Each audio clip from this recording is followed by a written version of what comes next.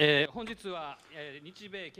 ladies and gentlemen, thank you very much for joining us at this US-Japan International Symposium, the first year of the Abe Administration and Directions for the Future Diplomacy and Security Strategy, hosted by US-Japan Research Institute. I am Jiro Kokuyo. I am Vice Chair of USJI and Vice President of Keio Gijuku University. Thank you very much for coming.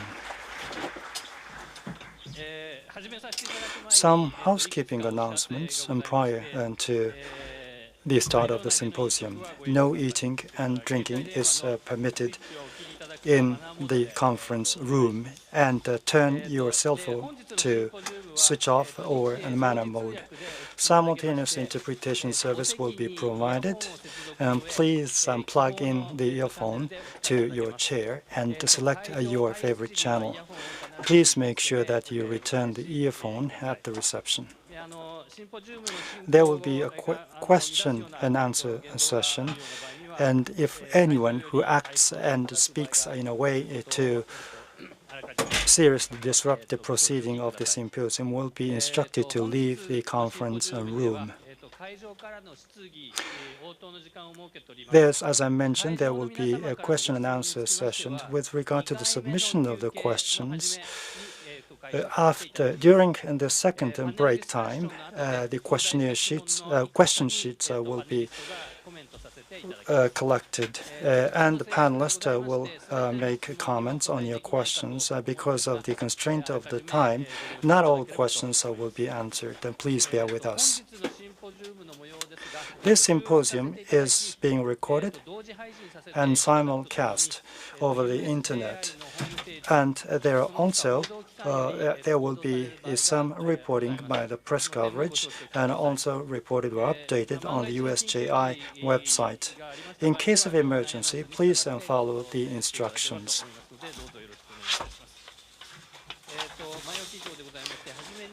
And that is the end of the housekeeping announcement. On behalf of the organizer, I would like to invite Professor Masako Egawa,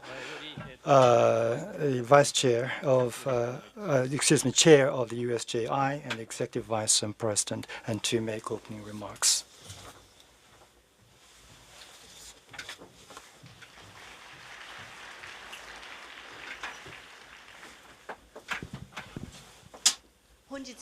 Thank you for coming to the symposium hosted by the US-Japan Research Institute, despite your busy schedule. On behalf of the organizer, I would like to extend my sincere thanks to every one of you. As everybody knows, USJI was launched in Washington, D.C. in April 2009. There are 8 sponsoring universities. Its mission is policy advocacy, nurturing researchers, and linking global stakeholders. By combining practical researches based on the realistic needs and academic inputs, the USJI aims to deepen mutual understanding between the two countries and to build to introduce new viewpoints in the policy making, and we are trying to build intellectual community as such. Mainly in Washington, we organize lecture symposium and workshops, and more recently, we organized workshops in which newly elected U.S. congressmen and women will be given opportunity to better understand our Japan, and the name recognition has risen recently. This symposium is going to focus on the first year of the Abe Administration Directions of the Future Diplomacy and Security Strategy. Full 1 year has passed since the assumption of the power by Prime Minister Abe. How the diplomacy is going to be organized and steered. Now, how the U.S.-Japan relationship to be improved after the situation and the relationship has been tarnished under the previous administration. And there will be panelists and professionals are going to participate in this discussion. Last month, I went to Abu Dhabi there is the World Economic Forum, which is also known as Davos Conference. Every January, the political and economic and academic leaders get together in Davos in Switzerland. And there is a global agenda council, which is a steering committee to discuss what directions are going to be made for the World Economic Forum conferences. On that occasion, which I attended, there were a lot of questions raised from different people with regard to the direction of the Abe administration. That means after 30 years, finally, the policy direction of Japan is being given attention to by the world around, by people around the world. It is an extremely important thing for us then to have a serious discussion, extensive discussion on this direction of the policy. And with that, I would like to conclude my opening remarks. I thank you very much.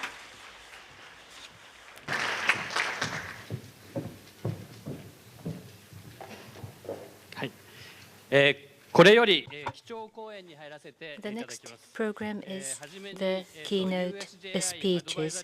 First of all, the advisory board member of USJI, former U.S. ambassador to Japan, Shorenstein Distinguished Fellow at Stanford University, His Excellency Ambassador Michael Armacost.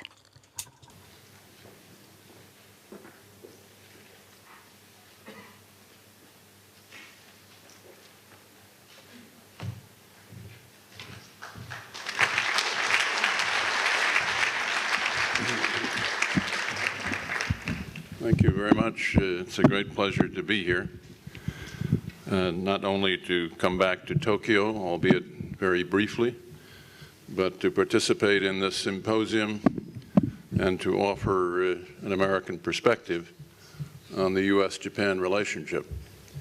I hasten to add that I speak as a private American citizen. You will not hear the official view of the American government from me. I'm also reminded that my son, 30 years ago, was a student at Waseda during his junior year abroad. Someone asked me whether he studied here, and I said, I can't tell you that, but he enjoyed himself for sure. It is a particularly reassuring time for me to come back to Tokyo for 3 reasons. The first, it is very satisfying to observe the warmth and the enthusiasm with which the Japanese people and the Japanese government have received our new ambassador, Carolyn Kennedy. I met with her this morning and know that she is going to be a very distinguished representative of our country here. I think I'm closer in age to her father than to the ambassador, but I cannot claim to have ever met him. I regret that. I saw him only once. I was a graduate student at Columbia in 1960 and remember waiting on the street corner of 110th and Broadway for several hours in September to catch a glimpse of him during the presidential campaign. And the memory is still very vivid with me because he was the first president I was old enough to vote for, and he, for my generation, still represents a wonderfully unique symbol of the rewards of public service. It's also very rewarding to be back in Tokyo to witness firsthand the accumulated evidence that Japan is back, I think, as your Prime Minister has said. The Kante no longer has a revolving door on it, and the strong majority enjoyed by the Abe government enables it to make strong policy adjustments and gives it the time to implement them steadily. From our vantage point, Japan's economy looks quite buoyant, enjoying stronger growth. The Nikkei is strong, and your government is tackling some of the structural problems that have been perhaps too long ignored. Above all, people display the kind of optimistic can-do spirit that I've always associated with Japan through my adult life. And I'm very impressed by the realism and the determination with which Japan is facing up to new security challenges and shouldering a more ambitious and more active role in the region and in the world at large. I personally welcome the steps Japan's taking to raise its defense budget, to strengthen its institutions for security policy coordination, to reconsider the way it interprets the collective right of self-defense, and to expand security cooperation with other Asian nations. Some, I know, particularly in Beijing, seek to brand this as the remilitarization of Japan. I consider that nonsense. Beijing has increased its defense spending by 270% in the last decade, a period in which Japan's defense budget actually declined modestly. And of course, thirdly, I'm pleased to be here at a time when the U.S.-Japan partnership seems to be in very solid shape. It was only a few years ago when our security dialogue seemed thoroughly preoccupied with inconclusive exchanges about what I considered second-tier base issues in Okinawa. Today, the focus is more properly on aligning our national strategies and redefining the guidelines for defense cooperation between us. We've added a new and strong component of energy cooperation. This is driven in part by America's boom in the production of natural gas and tight oil, and in part by Japan's need to diversify supplies and lower the cost of fuel imports following the nuclear disaster in Fukushima. But it's heartening to see Japanese investors build or finance liquefaction facilities in the United States, which will enable us in a short time to begin exporting LNG to Japan and to others. Operation Tomodachi engaged Americans, and particularly armed forces, in the recovery efforts following the Great Tohoku earthquake and tsunami. Today, U.S. and Japanese forces are working in concert to relieve the humanitarian burdens inflicted on the Filipinos by the recent typhoon. And we're broadening our partnership by negotiating a regional free trade agreement, the TPP, that we hope will provide high-quality 21st century rules for expanding the flows of goods, services, capital, and technology among economies in this area. So I think the symposium could not have been organized at a more timely moment. We should be grateful that our relationship is in solid shape because we face, I believe, some daunting challenges in the fields of security and trade. And I would like to say a word about educational exchanges as well. I think the security environment is particularly challenging. Its contemporary features in Northeast Asia would include a very fluid balance of power, heightened nationalism, conflicting historical memories, intensified territorial disputes, competing aspirations for leadership, and in some quarters, a disposition to assume that one nation's gain must inevitably be a loss for someone else. I don't mean to ignore the impressive economic growth and cooperation that's quite evident in Northeast Asia. I am merely noting that it's accompanied by seeds of strategic rivalry. Several aspects of this balance, I think, are especially noteworthy. The most obvious is China's rise, which has certainly fostered a number of positive developments. It has spurred growth in China and in the world beyond China. It has lifted hundreds of millions of Chinese out of abject poverty. It has certainly accelerated the pace of globalization. So it deserves our respect. At the same time, it's allowed Beijing rapidly to modernize its armed forces through defense budgets that have, for now more than 2 decades, been in the double-digit annual range. With a global trade and a global resource diplomacy, it is not surprising that the Chinese are determined to build a blue water navy. And naturally, as Beijing's ability to project its power over distance at sea increases, its capabilities impinge much more directly on America's consciousness and our interests, and even more on Japan's consciousness and interest and that of other maritime Asian countries. It also appears that many in Beijing seem convinced that the balance of power in the world is shifting inexorably in their favor, and therefore they can flex their muscles, throw their weight around without so much regard as in the past for the sensitivities of their neighbors. In doing so, in the last several years, they've encouraged apprehensions among its neighbors, and the neighbors have encouraged the U.S. to deepen its engagement in the region. And our response was the so-called rebalancing to Asia.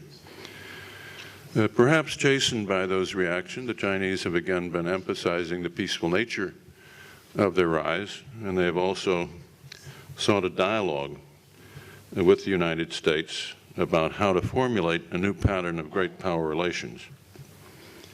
Their aim was fairly transparent: to avoid a drift toward conflict between an established and an emerging power.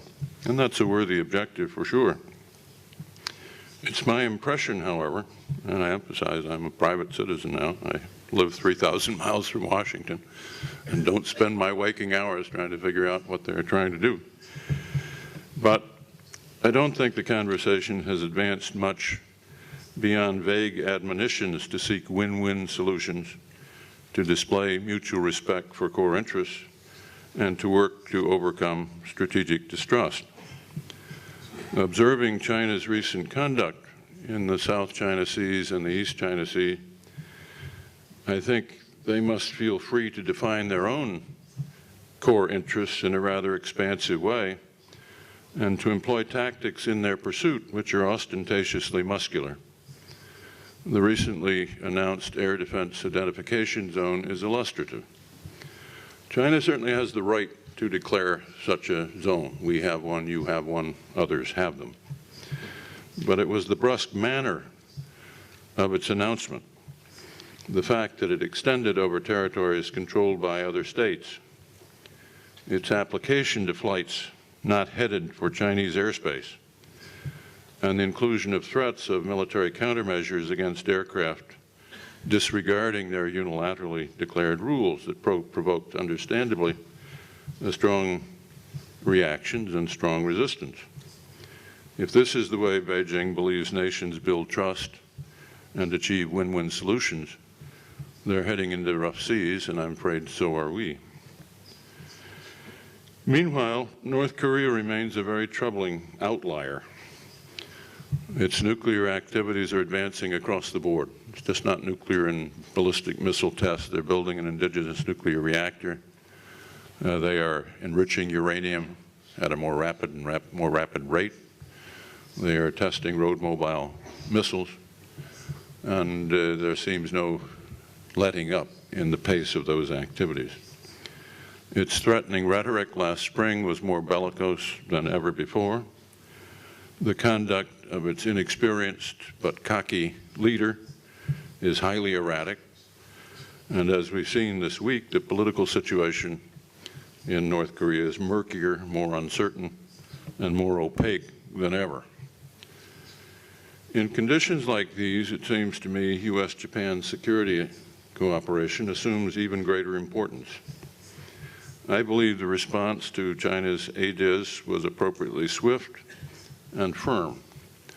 The coordination between our governments may not have been perfect, but it was pretty good.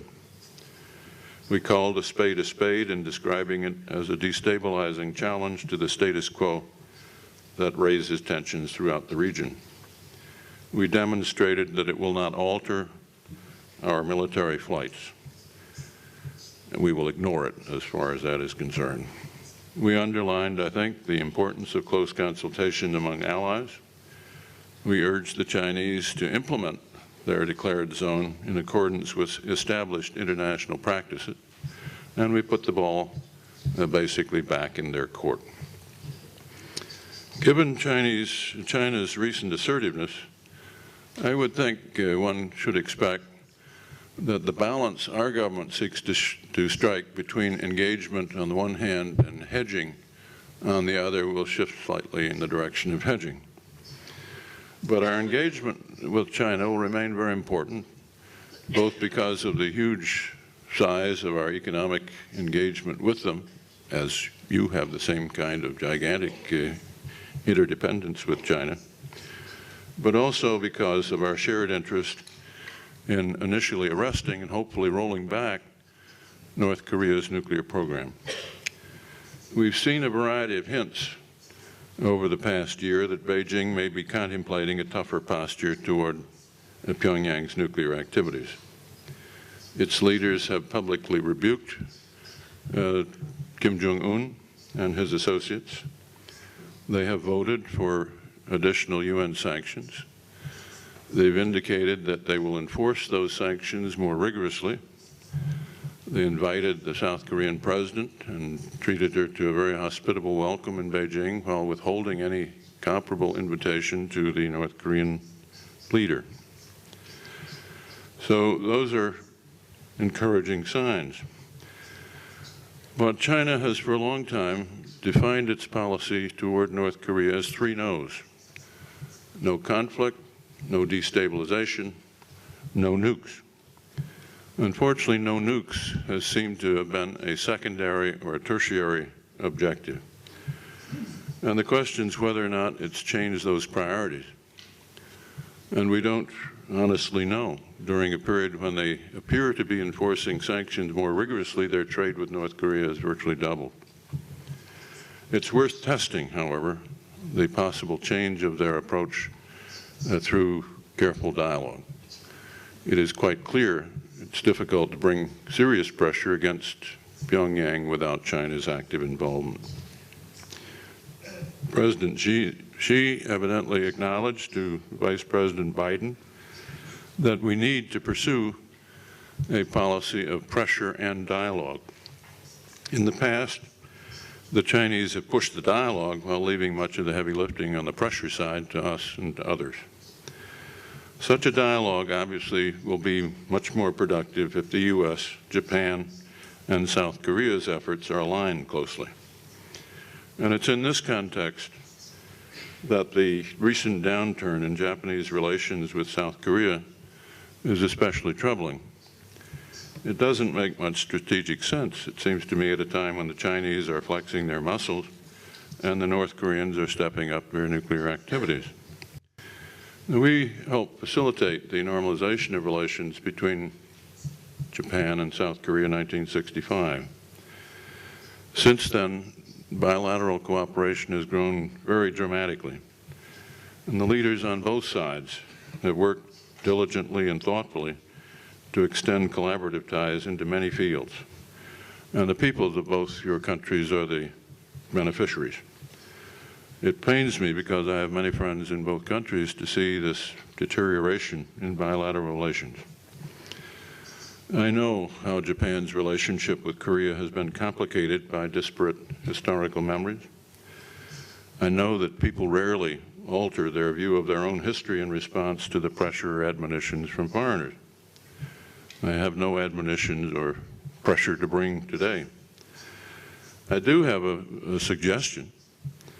It seems to me an appropriate way to begin overcoming this impasse would be for Japan's leaders merely to reaffirm clearly and unequivocally the statements already made by previous prime ministers in their efforts to relieve the burdens of the past that have bedeviled this relationship in the past. So I think an early restoration of high-level communications would also enable Japan to address more effectively the very serious misperceptions that circulate widely in Seoul about the motivations for this country's thoroughly justifiable efforts to bolster its self-defense and to reconsider the collective right of self-defense. Happily, this is not the only issue that we face, and the opportunity in the trade area is more positive. I must say that the multilateral trade negotiations have foundered and don't seem to offer too much hope. One result has been a proliferation of bilateral agreements in Asia, so it's a vast and complicated mosaic of special arrangements between individual countries. And it's an extremely complicated mosaic. It offers benefits for those inside each of these arrangements, but they are discriminatory to those who are outside them. And I confess that a year ago, I was very skeptical about the prospects and even the purpose of the TPP. At the time, our negotiating partners represented only about 5% of our total global trade. And the deadlines that were set for agreement seem utterly unrealistic. And the fact that those were never met increased my skepticism. Today, I think things have changed a great deal. And I now think the TPP is a really big deal. Since Japan, Mexico, and Canada joined the negotiations, the parties involved now constitute more than 40% of global trade. Finally, our president got around to appointing a serious negotiator. Michael Froman is a serious person. He knows trade, and he is eager to bring this agreement to a successful conclusion. He's run a much more transparent show. He's put a lot more effort into mobilizing support in the Congress. And it now seems possible, at least, that a fast-track legislation that would permit Congress to deal in a constructive way with an agreement, if it comes about, is possible. And I think this is one of those issues, rare in America, unfortunately, these days, on which one could muster a fair measure of bilateral support. The negotiation seems to have momentum. It has been interrupted by the talks in Singapore with no deal, but it seems to me this is something that can be done. I know that the end of the year deadline is no longer feasible, and one will have to see how this gets entangled in American politics during a midterm election year. But it's a very serious endeavor. Progress has been made. I think we understand the huge benefits that will accrue to the countries that are involved if we can bring off a deal. And as usual, the big responsibility falls upon those with the biggest economies. So the United States and Japan have to demonstrate the political courage that's required to expose the trade-offs needed for the deal and to make the decisions that permits the deal. So I think this is a real possibility, and it's a great opportunity. Let me say just a brief word in conclusion about student exchanges. I heard recently that last year 220,000 exchange visas were issued to Chinese students coming to the United States. It's a gigantic number, and it represents a big increase over the previous year and a significant proportion of the total foreign student population in the United States. I teach a course, a graduate course at Stanford on U.S. relations with Northeast Asia. I've done this for 10 or 11 years. We always have a number of Asian students. And I must say, over that decade, the number of Chinese and Koreans has continued to increase, and the number of Japanese has been reduced. I don't know how typical this is, but I think one has seen a decline in the numbers of Japanese studying in our universities. This pains me. I first encountered Japan through an exchange student. Her name was Nobuko Igarashi. She came from Sendai. She lived with my family in 1948 while attending the University of Redlands in California. My first direct encounter with Japan came as a visiting professor at Kokusai Kustokyo Daigaku in 1968. As it happened, students were on strike most of the year, so I didn't have to do much teaching. But it was a lovely experience for me and for my family. As I said, my son studied here. My other sons have had the benefit of overseas education. And if we're going to assure the sinews of the future of our relationship, we need to be sure that our young people have an adequate and nuanced feel for the histories and the language and the cultures and the economies and the politics of our partner. I don't have a well-crafted proposal to offer you today. I just offer you a sense of urgency about making this one of our true priorities. So I would conclude by saying I think our relationship is in good shape. I think we face some very daunting challenges. And given the wide range of our converging interests and the reciprocal goodwill, which is the byproduct of more than half a century of partnership, I'm very confident that we can surmount these challenges. I thank you for your attention.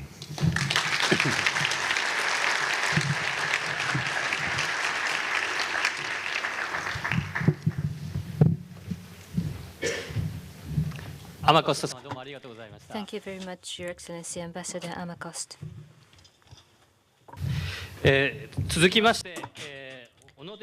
Our next speaker is Minister Itsunori Onodera, Minister of Defense of the Japanese government.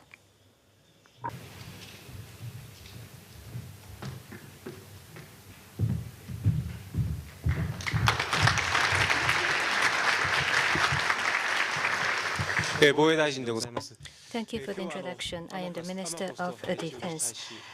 Ambassador Amakost, guests, ladies and gentlemen, professors, experts, thank you for this opportunity to talk about the security environment as of today.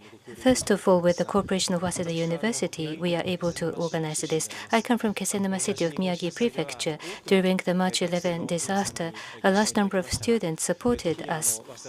In particular, from Waseda University, they made an office in Kesennuma City, and support continues even as of today. Thank you very much for your kind support after the disaster.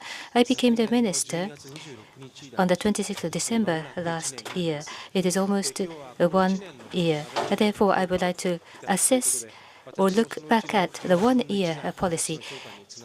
1 out of 18 is my responsibility in terms of the number of cabinet members, so I am rather nervous. Looking back at the 1 year, in January, in Algeria, a tragedy happened. Hostages were taken. And because of this, the SDF law is now to be amended. Self-Defense Forces Act will be amended. So far, only air and sea transportation was available to transport the Japanese to safe, but sea transportation is now permitted. However, there are remaining challenges about the use of weapons. Also, in the latter half of January, there was a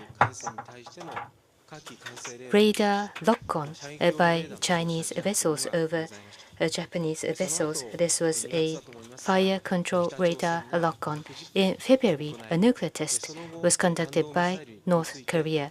Ballistic missile-related provocative comments have been heard. As of today, media report North Korea calls it a satellite, and the missile test is to be continued under the guise of a satellite launch, and therefore it has to be monitored carefully.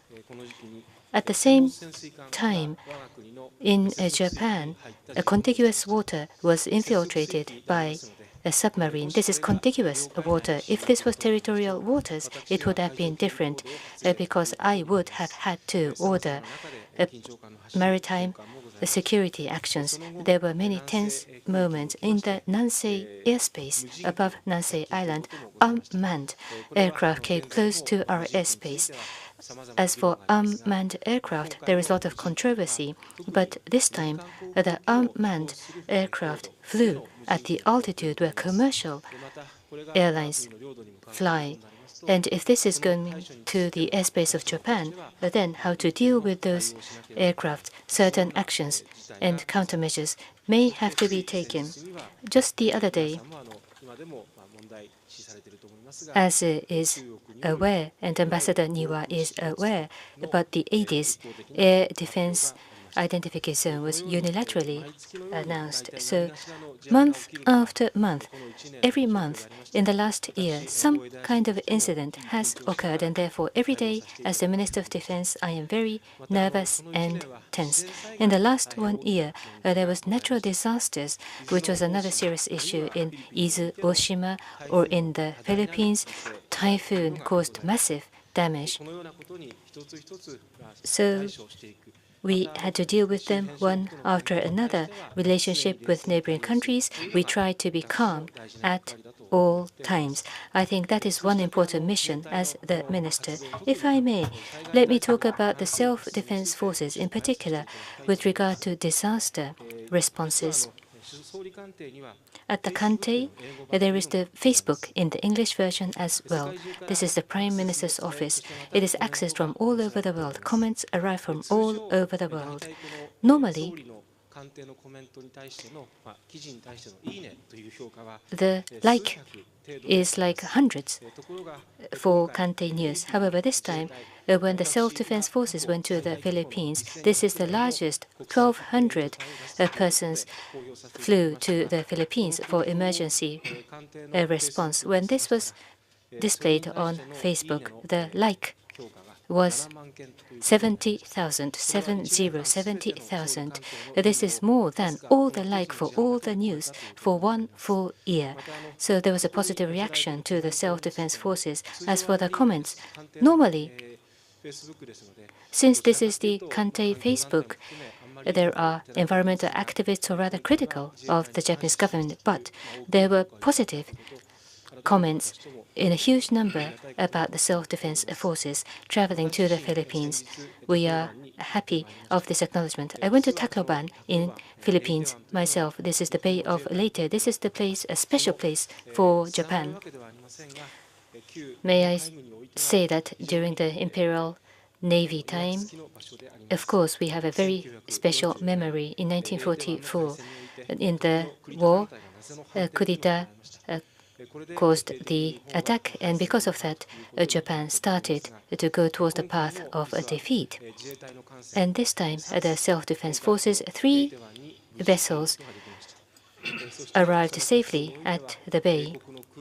British aircraft carriers, Australian vessels, and Japanese destroyers. There was Osprey of the US that landed vertically, and with this multilateral cooperation, disaster management is taking place. In particular, Tohoku forces were instrumental.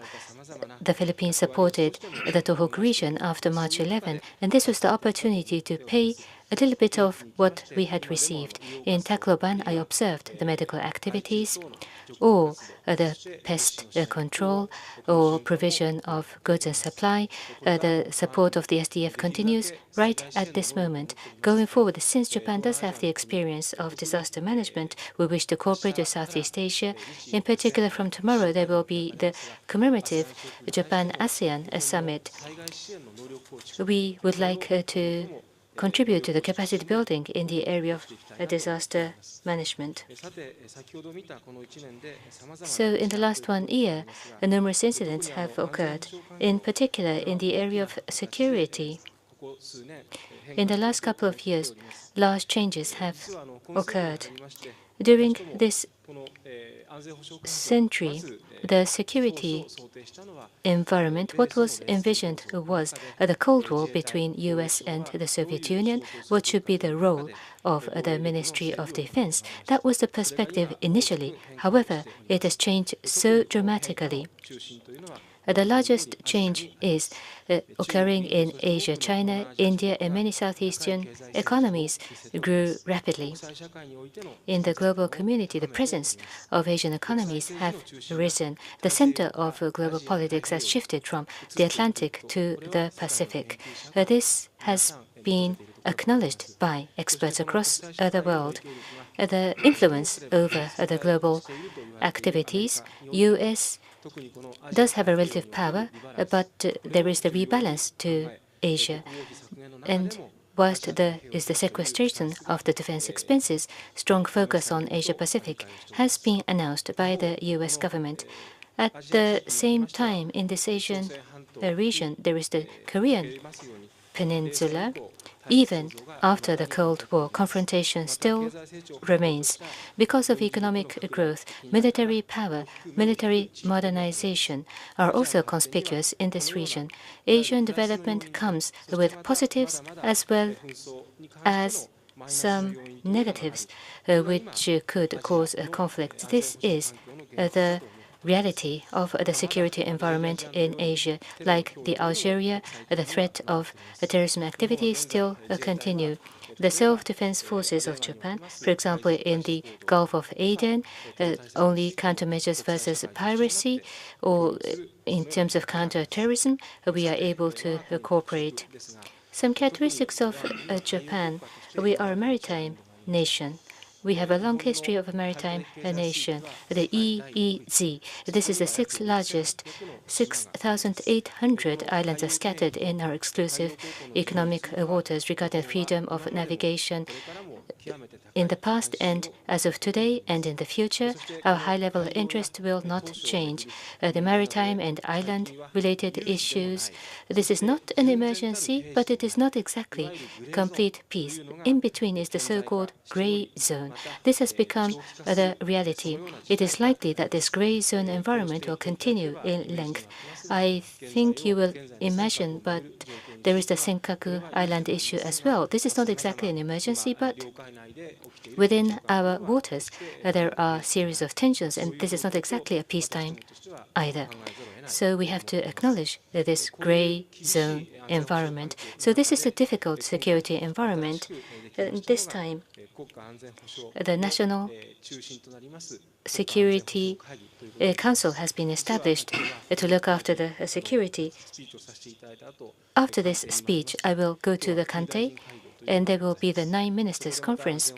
And again, we will engage in security discussions at this newly established council. What is critically important at this timing is the NSS, or the National Security Strategy. We have Professor Yachi amongst the panelists. In order to prepare our security, Professor Yachi and a large number of experts are advising us. By next week, this security strategy will be finalized and will be made public. At any rate, this would be the first national security direction to be publicized by our nation. Regarding this national security strategy at the Ministry of Defense, the Self-Defense Forces will revise the guideline, and 5-year mid-term development of defense development plan will be issued. So the coming few weeks will be critically important as we prepare for the coming 10 years.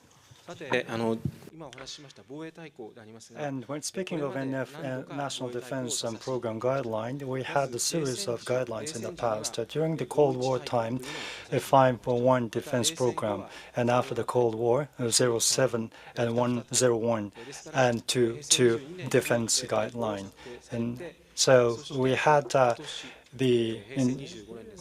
this year, there's going to be a National Defense Program guideline to be issued. During the Cold War time, we survived in the West-East confrontation. What role to be played, and how is going to be a response to the amphibious operation by the enemy? And so, for example, in Hokkaido, we put in place the tank force. And after the collapse of the Cold War system, how to deal with the situations in the surrounding areas. And that was the role given to the self-defense forces. For example, at the time of the emergency in the Korean Peninsula, what kind of responses does Japan make? That was a very important role that should be played by the self-defense forces. In the 20,000s, the international terrorism was an important factor that we took into consideration in order to fight back against terrorism. For example, we have an opportunity, we maybe have a risk of being involved in terrorist attacks, and so the self-defense forces have to be made in a way to deal with such various situations. But looking at the recent developments and situations, there was a role played during the Cold War time, and the responses that the self-defense forces had played in the situations in the surrounding areas. But rather, Japan may be involved in the conflict in itself. And so the defense program or defense program guideline has to be tailored in that way. When it comes to this specific program guideline, we're in the midst of formulating the guideline. What kind of equipment, military equipment, what kind of human resources, what budgets, and what kind of effectiveness, and how the priorities are going to be. That should be in place in order to come up with the defense program guideline. So I would like to take this opportunity to walk you through the outline of the defense program. since the 1996 that the joint operation was the major force. The ground self-defense force, marine self-defense force, near self-defense force, the three services, and basically they were supposed to respond to situations in joint operations. For example, for the defense of the islets, offshore islets, and the island itself will be defended by the ground self-defense force, but the transportation will be offered by the maritime self-defense force. And in order for that to be achieved, air dominance has to be secured. So in whatever situation, joint operations is essential. However, unfortunately, in the past, this kind of a joint operation or the analysis of the joint operation capability has not been done. Therefore, we are going to spend 1 year to analyze the condition and what would be the things that will be lacking in order to deal with such joint operations. These are the things that we had done for the past year. More recently, when it comes to military equipment, we have to place an importance on the multi-functions and the versatility are going to be important for each element of the equipment. For example, in the maritime dominance and superiority,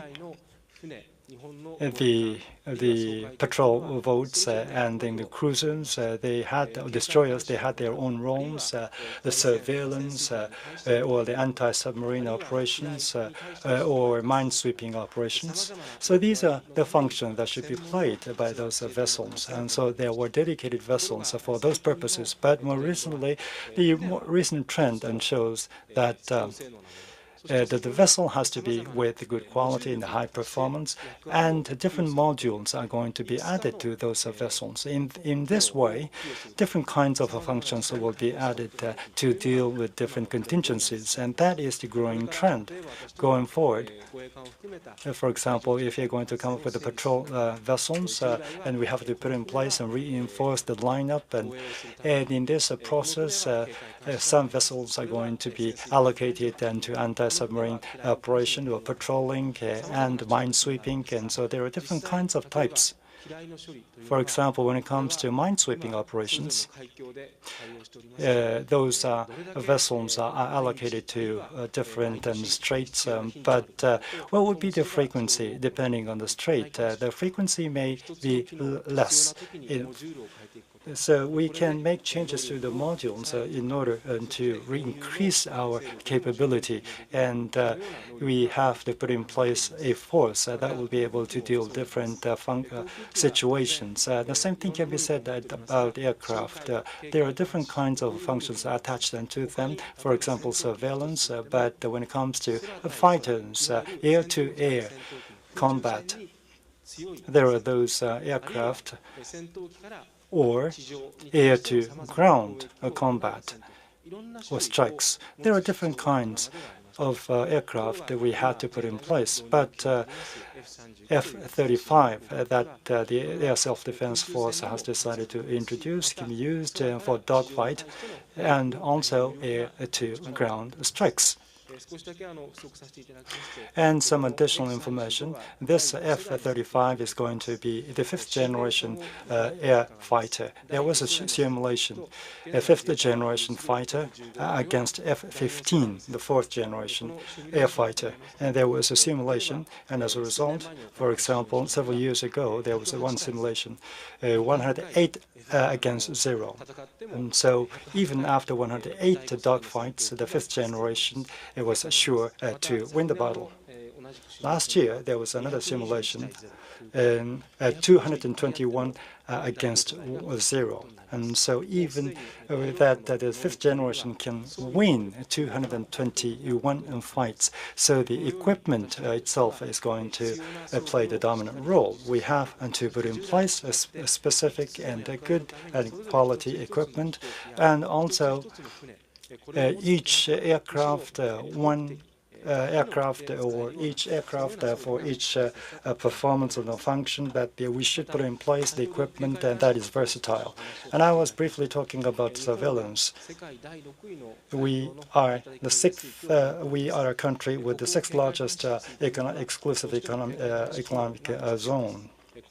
And there should be sufficient surveillance function and to be performed. Even today, at this moment, there are aircraft that are involved in this operation. 24 hours, 7 days, they have to be in service. This is a sort of a routine function to be played at the higher attitude that is higher than the commercial flights. Unmanned surveillance aircraft has to be considered for introduction.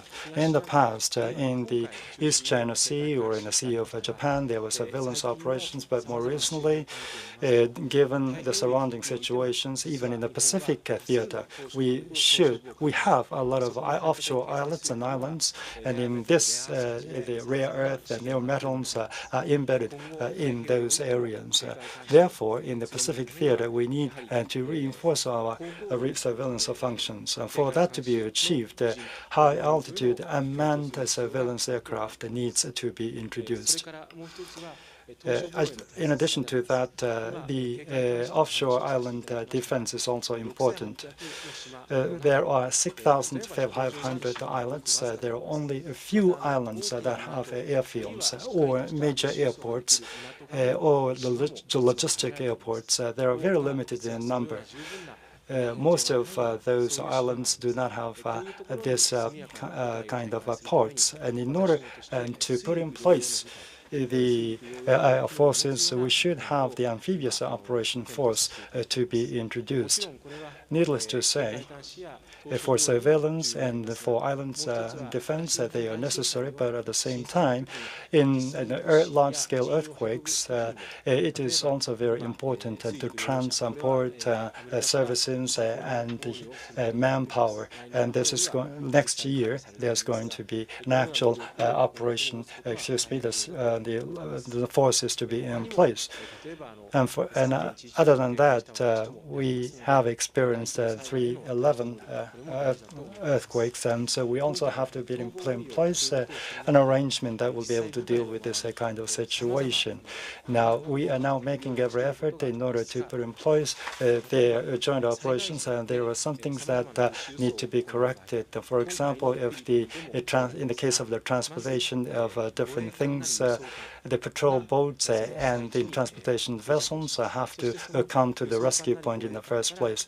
And then from those vessels, the helicopters are going to be used to put in place the medical equipment and other rescue package and to the affected ground. The ground self-defense force and Air Force defense, air self-defense force and the ground self-defense have those aircraft. And the ground self-defense helicopter can land on the maritime self-defense force that the ground self-defense force helicopter cannot be maintained by the maritime self-defense force. And so when it comes down to this kind of detailed equipment, there are differences, minute differences in terms of maintenance procedures. There should be some corrections in this regard. The patrol boat has helicopters to be transported, and the rotors have to be removed in the first place. Otherwise, they cannot be stored in the cargo section, and it takes 2 days to remove the rotors in the case of ground self-force, and then again to put it back another 2 days. So it is going to take a lot of time and to put it back in operation. What surprises me in this regard is this Osprey of the United States. When it landed on the patrol boat, it only took 2 minutes to store the blades. And when I saw it in person, I really wanted to have that aircraft. There, and for the self-defense force equipment and to be deployed, there are many things we have to take into consideration in joint operations. I noticed a lot of other things. For example, tanks possessed by the ground self-defense force, they are the core device. They have both defense and offense capability, and they are the state of art. But they are quite heavy in weight, and they can't run on ordinary roads. And for that to be achieved, it has to be put on a trailer. The trailer or the truck, the self-defense force do not have enough number of trucks, and so we have to ask the commercial carriers to do that. And the areas, the roads that could be used are limited, and for heavy weight tanks, they can't be put on the trailer. They have to be separated. Turrets and the body have to be separated, and it takes one full day to do that, and then it takes several days to carry around. So that is too much for us, and to have a flexible response. We have the vehicles with the tires, they have the gun power equivalent to the tanks, and we would like to make a switch into this type of vehicle. And there was a press report that there's going to be a decline in the number of tanks, but for example, where there were commando attacks on the coast of the Sea of Japan, what is essentially important is to rush to the scene with this kind of vehicle. And if we can put in C2, this is another transport aircraft, we will be able to put our equipment in this aircraft. So mobility is extremely important. One concept that has been adopted in the new defense guideline is departure from the conventional wisdom. For example, that what kind of air fighter has to be necessary, or what kind of patrol boat, a patrol vessel is necessary. First, the enemy capability was to be analyzed, but instead of that kind of approach, we put together the analysis of all three services. And what is lacking, that is how we approach the analysis. Therefore, the joint operation is going to be the major point in our defense guideline. And another point is that we have a vast area, maritime, marine, and vast marine area. So it is important to put in place the flexibility and the mobility in order to deploy our forces quickly. And in this new defense guideline, what characterizes it is the power analysis was done in a joint manner, and then flexibility was given attention to. So joint flexible force is the term that can describe the new defense program guideline. And aside from the defense program, there is another important issue, the human resources. As you may know, we have a declining population, and the number of labor force is declining, and it is difficult for us to secure and good qualified personnel for the self-defense forces. Overall pie is declining, so in particular, when it comes to the self-defense forces, we cannot rely on foreign workers. So Japanese people are the ones we have to rely on. If that is the situation, it may be difficult for us to secure the sufficient number. What is important is to rely on a female power. The Defense Academy and the medical school for defense, there are graduation ceremonies, and in March there were the ceremonies, graduation ceremonies, and the best students were women. Therefore,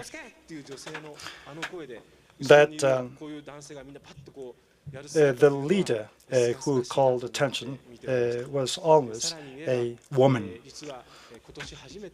And for the very first time this year, the training boat, the captains, two of them were male. The women.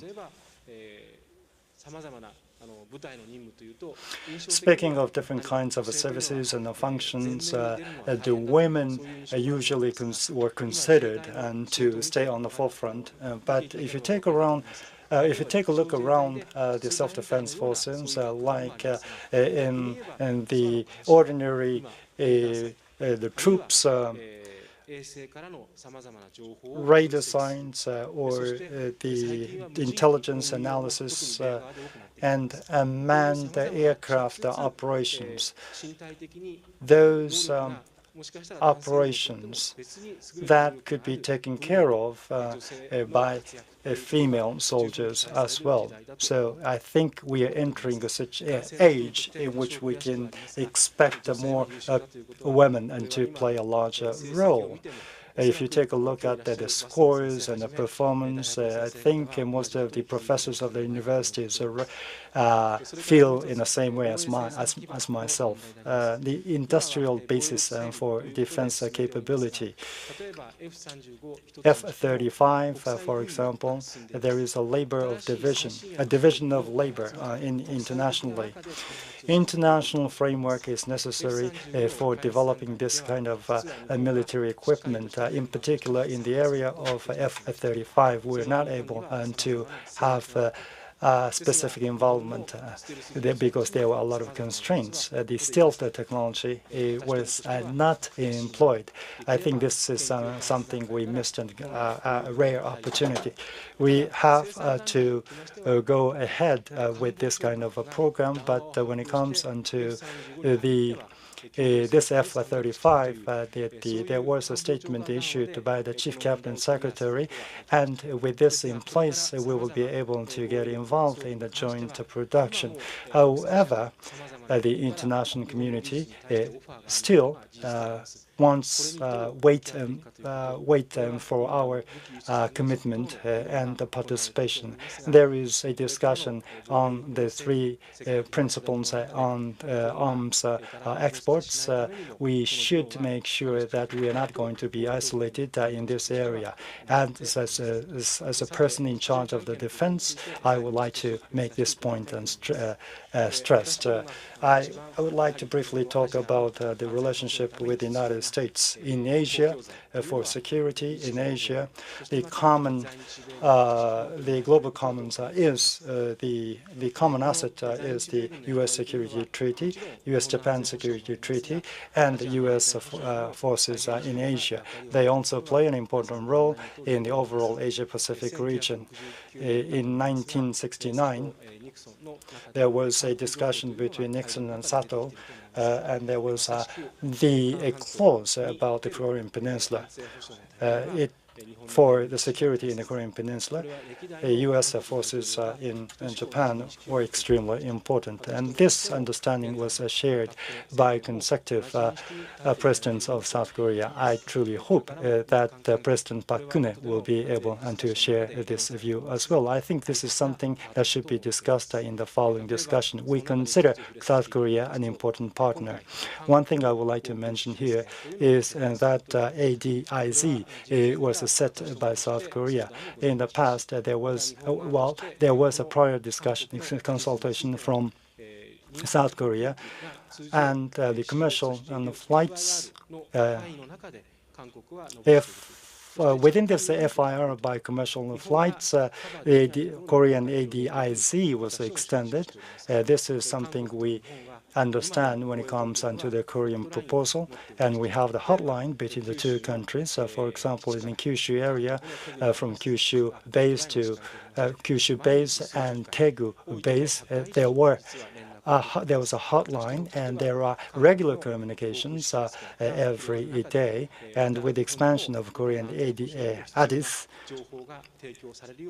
in the following process, I believe that there will be continued communication between the two countries. Unfortunately, under the Hatoyama administration, with regard to relocation of Futenma Air Station, there were some confusions.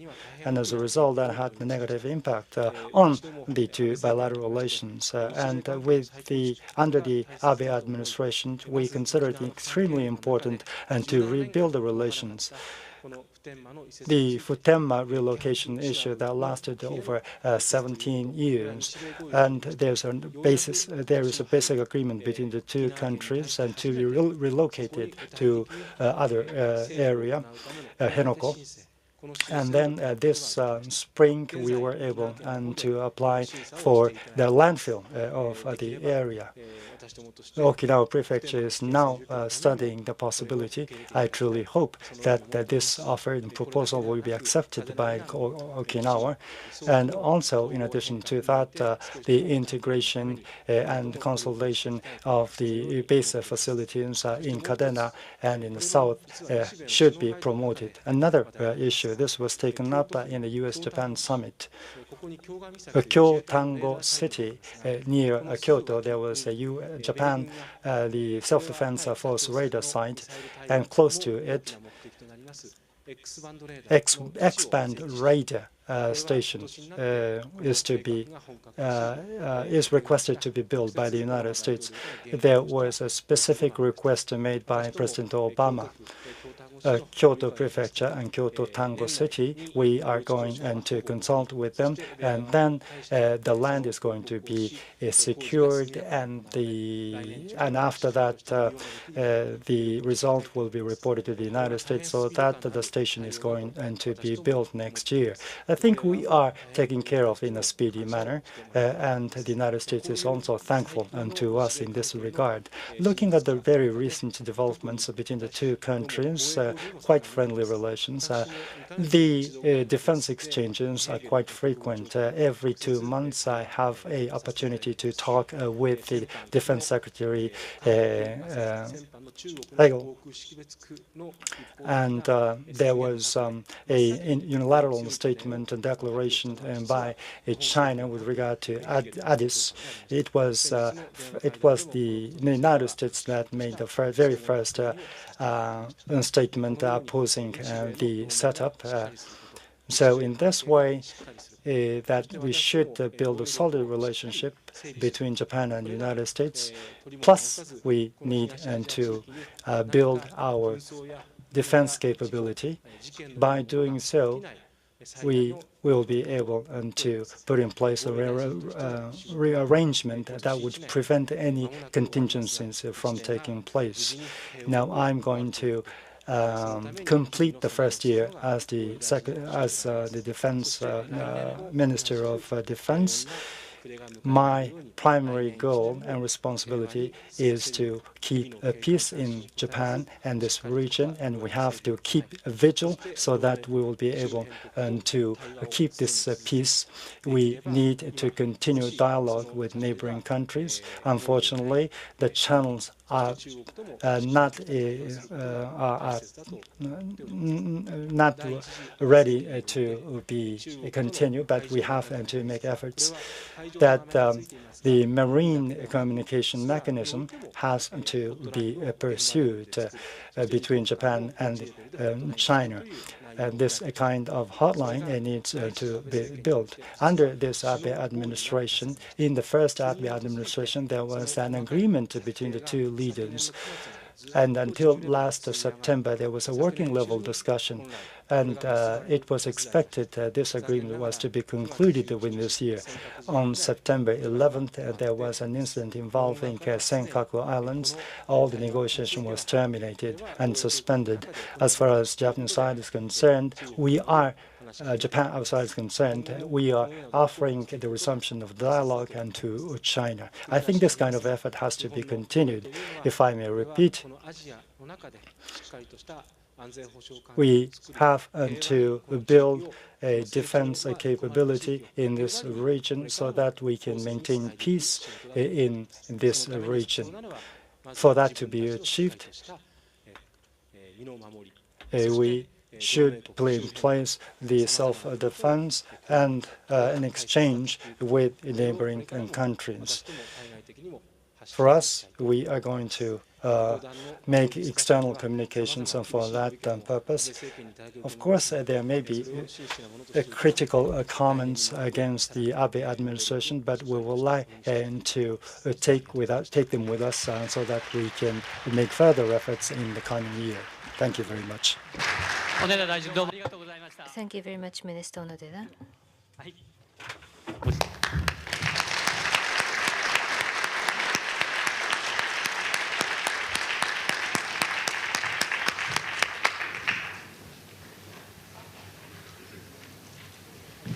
はい、Thank you very much for your attention. It is about 7 minutes, but it will be a tiny break of 7 minutes. We will start the panel discussion from 2:50. Thank you.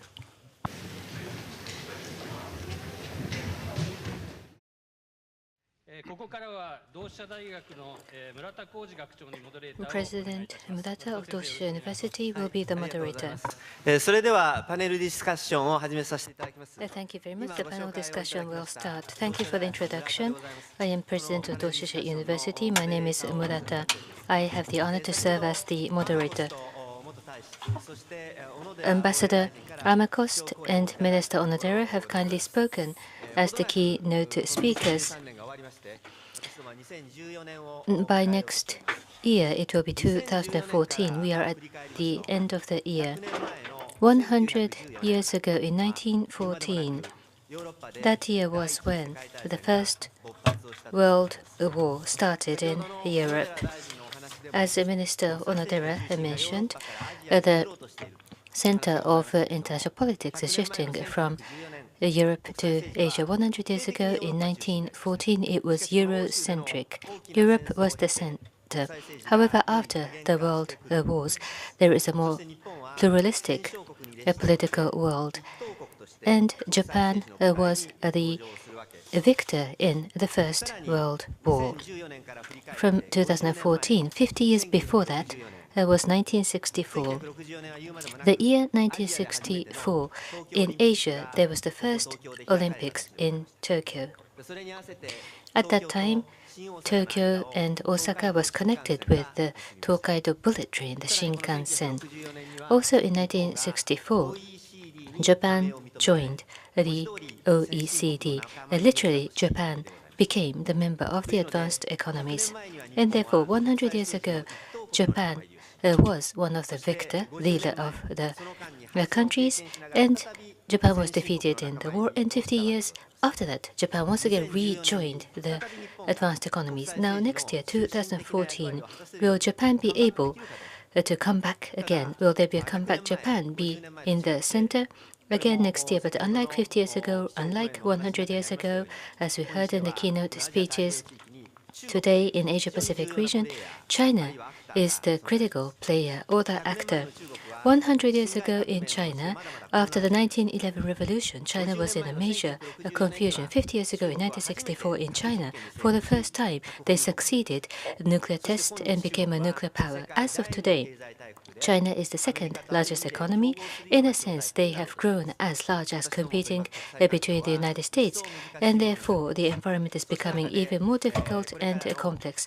Under this background, the diplomacy, the policy of Abe government is going to be extremely important. It's not only up to the politicians and the government alone, but whatever Abe government does or says, there is an attention from the global community.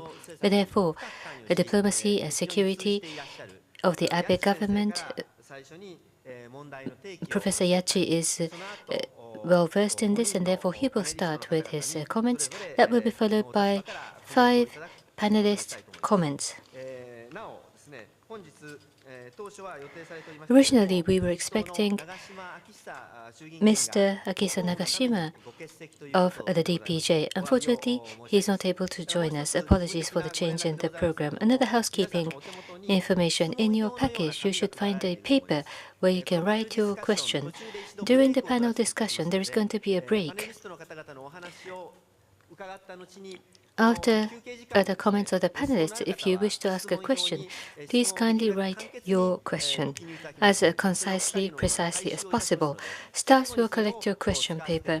At the last part of the panel discussion, we shall try to respond to your questions. Beside myself is Professor Yachi, Special Advisor to the Cabinet, Visiting Professor Waseda University, the former Vice Minister of the Foreign Affairs of Japan. We have 5 experts as panelists. Professor of Tokyo University, Professor Fumiaki Kubo. Professor Kubo will talk about the US-Japan relationship. Beside him, from Waseda University, Professor Chikako Ueki. She will talk about Asia-Pacific region, including China. Professor Hiroshi Nakanishi of Kyoto University. He will talk about Japanese diplomacy and Korea-Japan relationship. From Doshisha University, Professor Takashi Terada. He will talk about ASEAN, Australia, and Asia-Pacific. He will talk about multilateral cooperation. Tokyo University Associate Professor Professor Satoshi Ikeuchi. Professor Ikeuchi will talk from the Middle East perspective and looking onto the Asia-Pacific region. First of all, Professor Shotaro Yachi. Thank you for the introduction. My name is Yachi. It's only 10 minutes that is available. Therefore, I shall try to be concise. First of all, the challenges, including diplomacy and other areas of the Abe government. I will start with the challenges. To put it simply, economic revitalization is critically important. Next is long-term stable government maintenance. These are the 2 major challenges, and this is what the Japanese public expect of the government. In December, after the election and at the upper house election in July, this was the voice of the electorate, the Japanese public, as they voted. In terms of diplomacy, foreign affairs, what exactly is the challenge?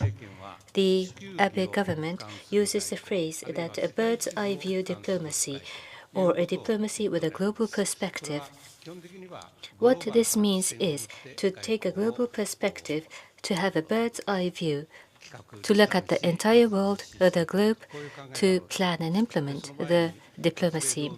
The US-Japan alliance is the basic foundation, the start point, needless to say. Ever since Prime Minister Abe took the position, already he has visited 25 countries, and the number of leaders that he has met with, more than 130 leaders have had a summit with Prime Minister Abe. This is an unprecedented, accelerated pace of diplomacy by the Prime Minister himself traveling to other countries. However, what was the background for his diplomatic initiative?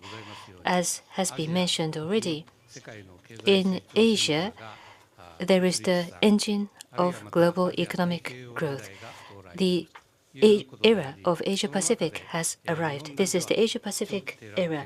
However, the bubble collapsed in Japan. Japan's economy has been stagnant. The status of Japan, the power and vitality of Japan has declined. Under this background, Abe government was established at the end of last year. This is the background, but now this is the century for the Asia-Pacific, and a new power balance is emerging.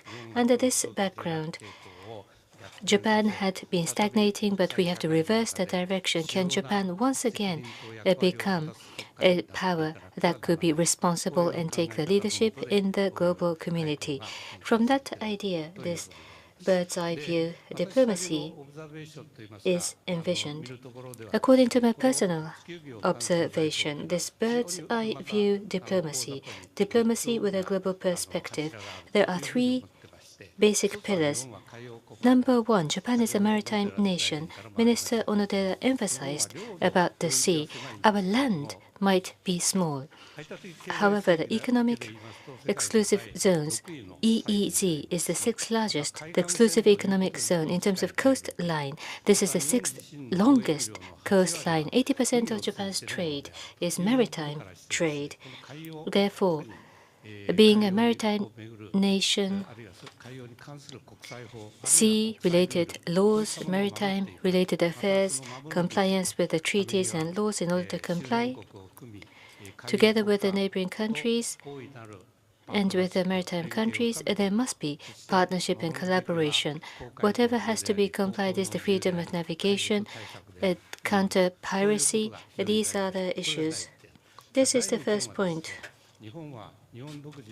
Japan has Japan unique culture, traditional culture, or the disposition of Japan. These have to be maintained and conserved. At the same time, there is the universally shared sense of value across the global community: freedom of persons, protection of human rights, rule of law, promotion of democracy. These have to be protected.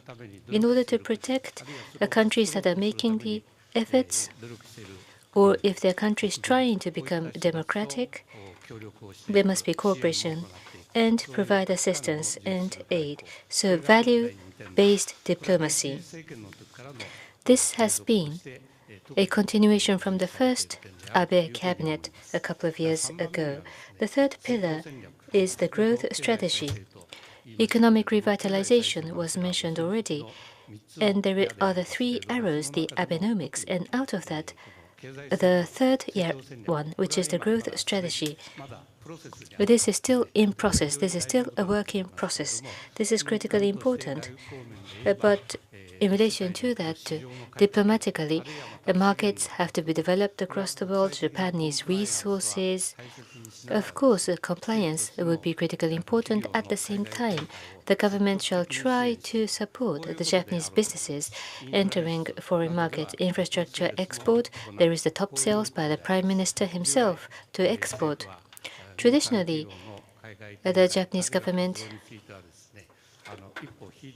tried to stay behind the scene for Japanese companies entering foreign markets, but now the Japanese government will become more proactive in supporting the Japanese industry as they venture into the international market. As part of the diplomacy, what is important is, of course, the US-Japan alliance has to be deepened further.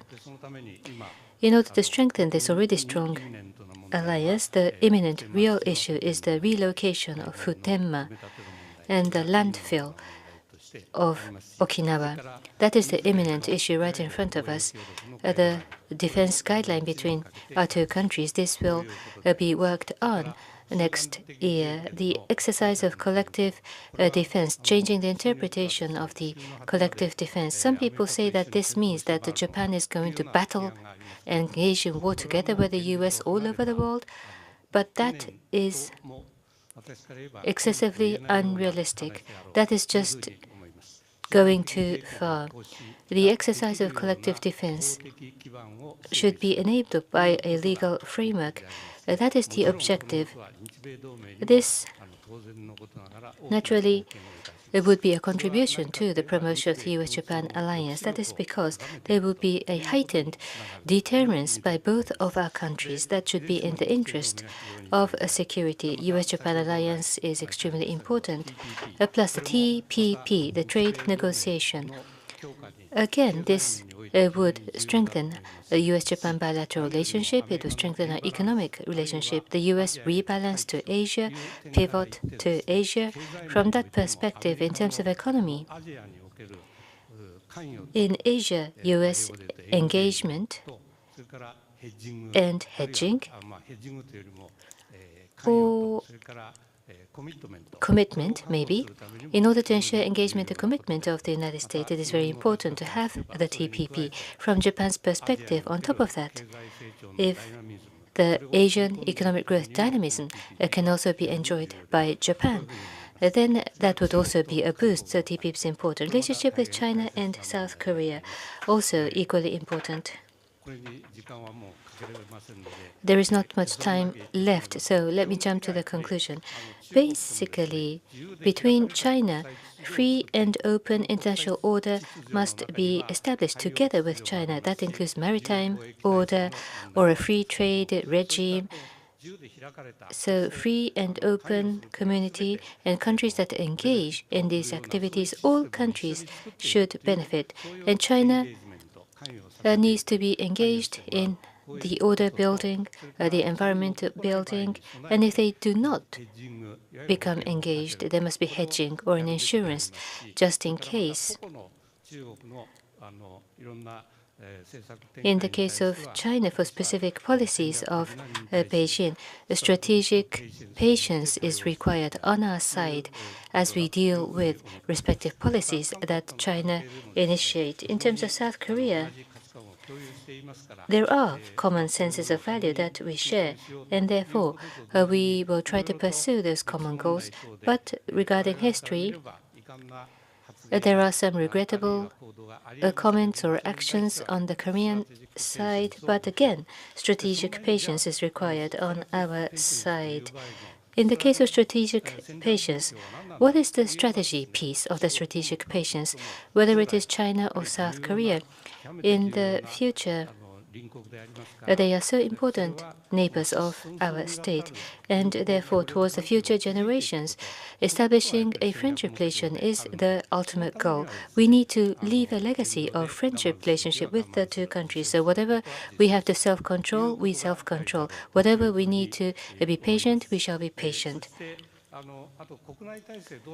And what about the domestic circumstances? Minister Onodera has mentioned NSC, the National Security Council, has just been initiated, and this will be making the command of the security and defense. This type of organization did not exist before the war, so this is a historical first to make an organization like the NSC. The NSS security strategy shall be established. Based on that, there will be a revision of the defense plan, and the US-Japan guideline cooperation will be made, and the mid-term defense capability development was referred to enable the exercise of collective self-defense. The interpretation and review will take place, although timing is not clear. I have already gone beyond 10 minutes, so I shall try to respond to questions later on. Thank you very much. Thank you very much for covering so many areas, but still trying to be concise with your message. Based on the two keynote speeches and after listening to Professor Yachi, we will invite the panelists for their comments. Professor Kubo. Thank you for the introduction. I am Kubo. I will talk briefly about the US-Japan relationship. Minister Onodera was here, but that's not the only reason why I'm saying this. But the current Abe government's policy vis-à-vis the United States in comparison to the former DPJ government is highly appreciated.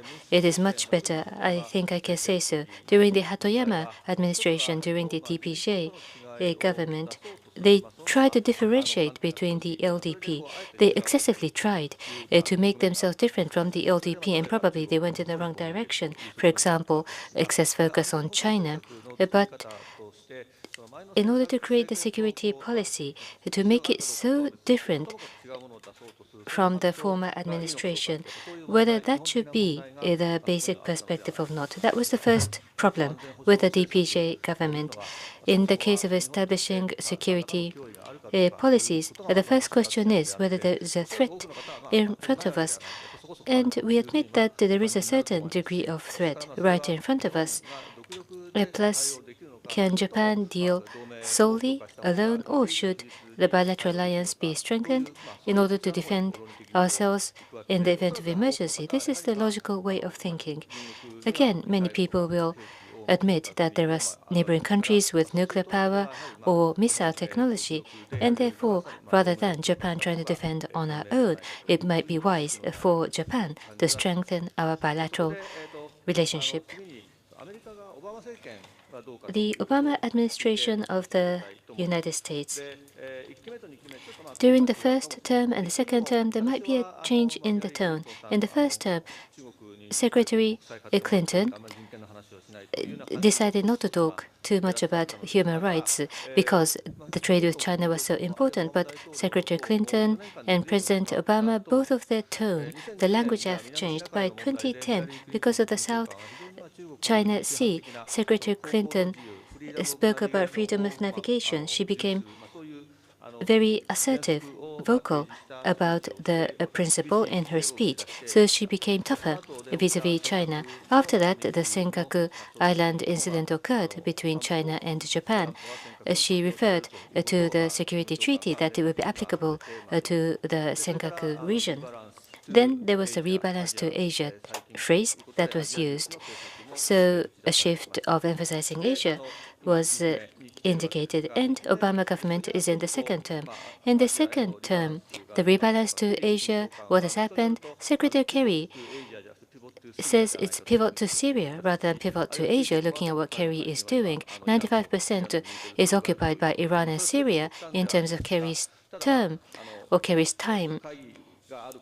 But it is true that there are some questions about Secretary Kerry's pivot to Asia. However, I do not deny entirely. There are some areas where we can be assured and where we do have some concern. What is the reassuring part of the Obama administration? This year, there was the 2+2 consultation. So the 4 ministers of Japan and the US, 2+2, all the 4 ministers of the defense and foreign affairs and the state came. And the US secretaries spoke about the interpretation of the collective defense. They said that they positively accept. South Korea was disappointed in the US comments, but this was an encouraging message for Japan by the 2 secretaries of the US. The ADIS, Air Identification Zone, issued right before China declared. On the 20th of November, Georgetown University, Susan Rice made a speech. She was the Chief of Staff of Security. She spoke under the title of America's Future in Asia in Georgetown. She referred to China. Let me quote her. When it comes to China, we seek to operationalize a new model of major power relations. So China talks about major power relations, and Susan Rice used the word operationalize. Operationalize. It seems as if there is an existing relation already, but how to operate, how to implement, how to smoothly put in action. That sounds the meaning. So China's word are taken literally excessively, and that might be a concern. Japan and China should not escalate. She sort of took China and Japan at the same level. She did not talk about the valid control of the Senkaku zones of Japan. She did not refer to U.S. obligation of Article 5 of the Security Treaty. Apart from the president, she is in the position to control NSC as the top, but it was not exactly assuring. That was my impression. But another point which was more assuring was when China declared the Air Defense Identification Zone. Very soon, the United States dispatched B-52. 2 B-52s flew through the zone, which was very supportive of Japan. We were very grateful.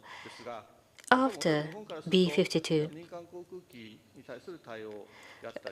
measures regarding the civilian aircraft, because Japan has decided to ask for a withdrawal of ADIS, but Vice President Biden did not ask for a revocation. If something could be done by operation or application, that was the nuance of the Vice President. Therefore, on the whole, the grade might be A. It's an issue of 85 or 90 in terms of the score, but there must be more harmonization between the US. Japan would like to coordinate more with the United States. Some people may criticize that Japan alone looks rather selfish.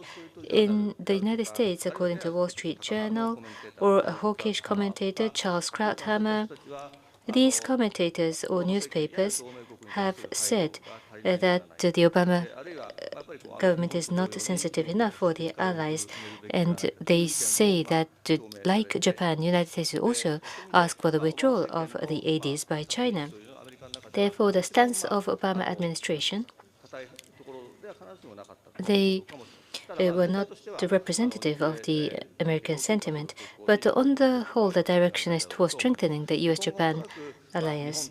Going forward, regarding the Senkaku Island issues, this is a Japanese territory, so what Japan has to do on its own, Japan has to do. At the same time, Prime Minister Abe sometimes makes incomprehensible comments, like the interpretation of aggression, for example. Some of the Prime Minister's comments are not constructive, so I hope that he will focus more on security without making unnecessarily provocative, unconstructive comments. Vis-à-vis China, between US and Japan, there is a slight difference in the approach regarding how to deal with China, not only short term, but on a mid and longer term between US and Japan, how to deal with China, how to assess China. It will be a strategic diplomacy that we need, a strategic dialogue that we need, more between US and Japan. I think I have spoken 8 minutes, but close to 7 minutes. Thank you very much. Professor Kubo, thank you very much. As you may know, well, it's a very difficult job for university professors to stick to allocated time. Now, Professor Ueki, your turn, please. Thank you.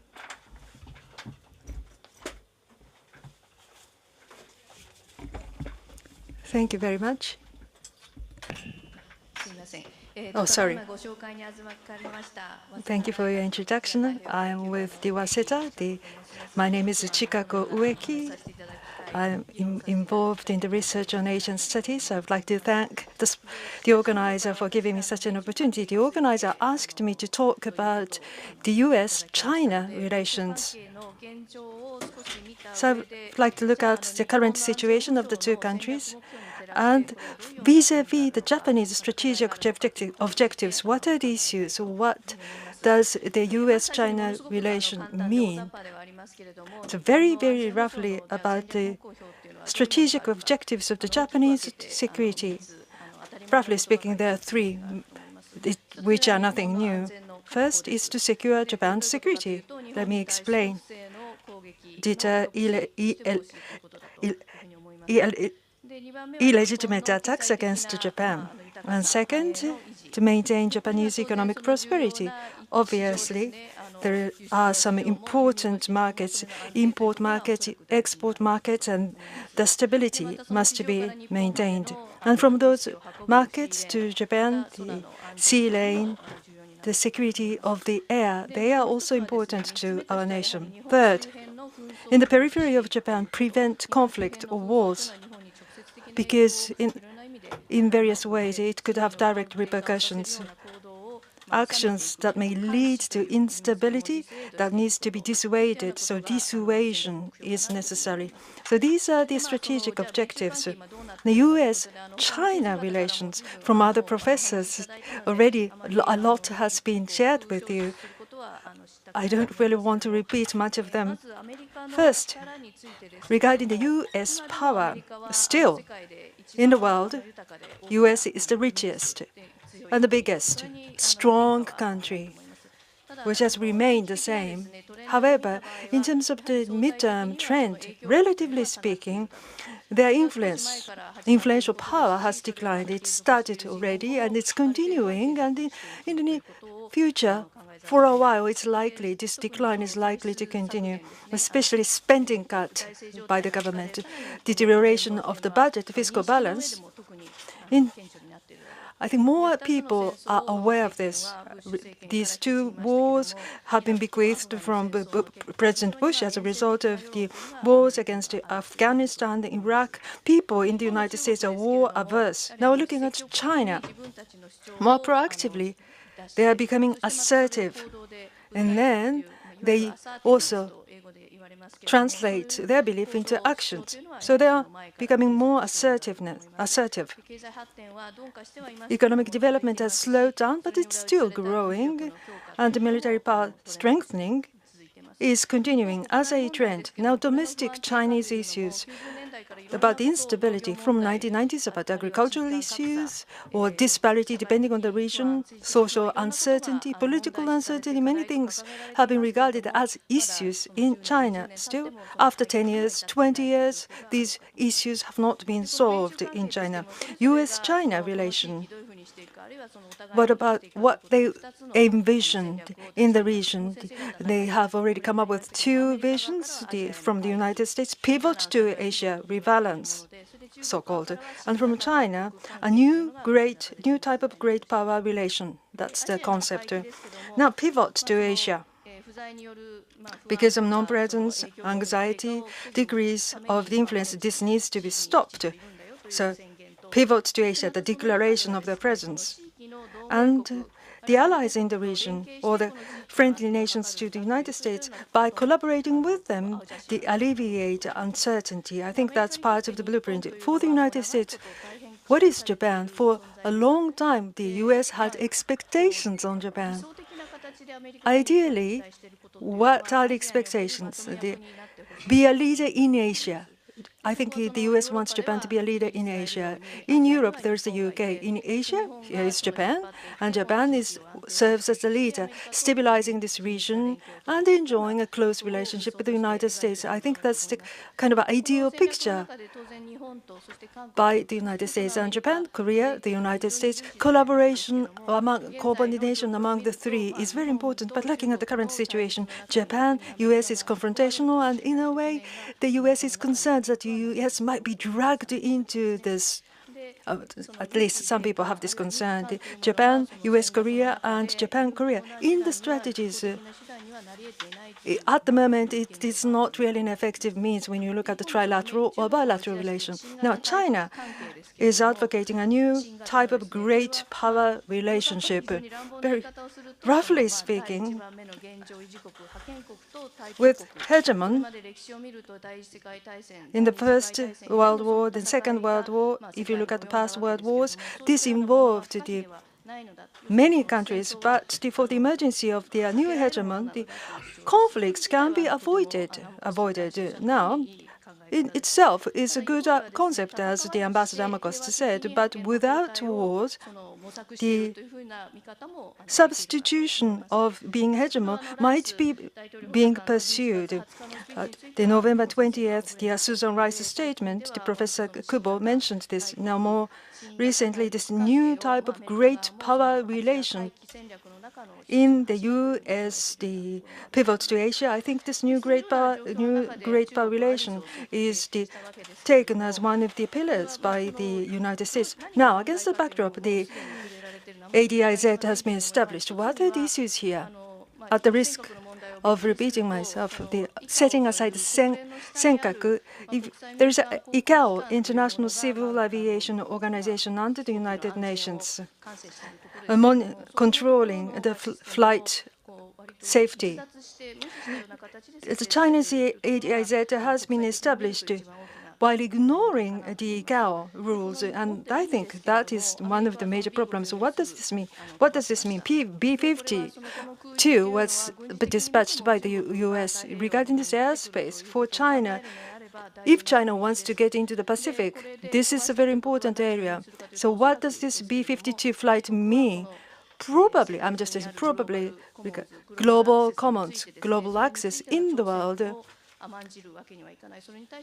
U.S. will not tolerate any challenges against this commons. The U.S. will not budge I think that was what it meant.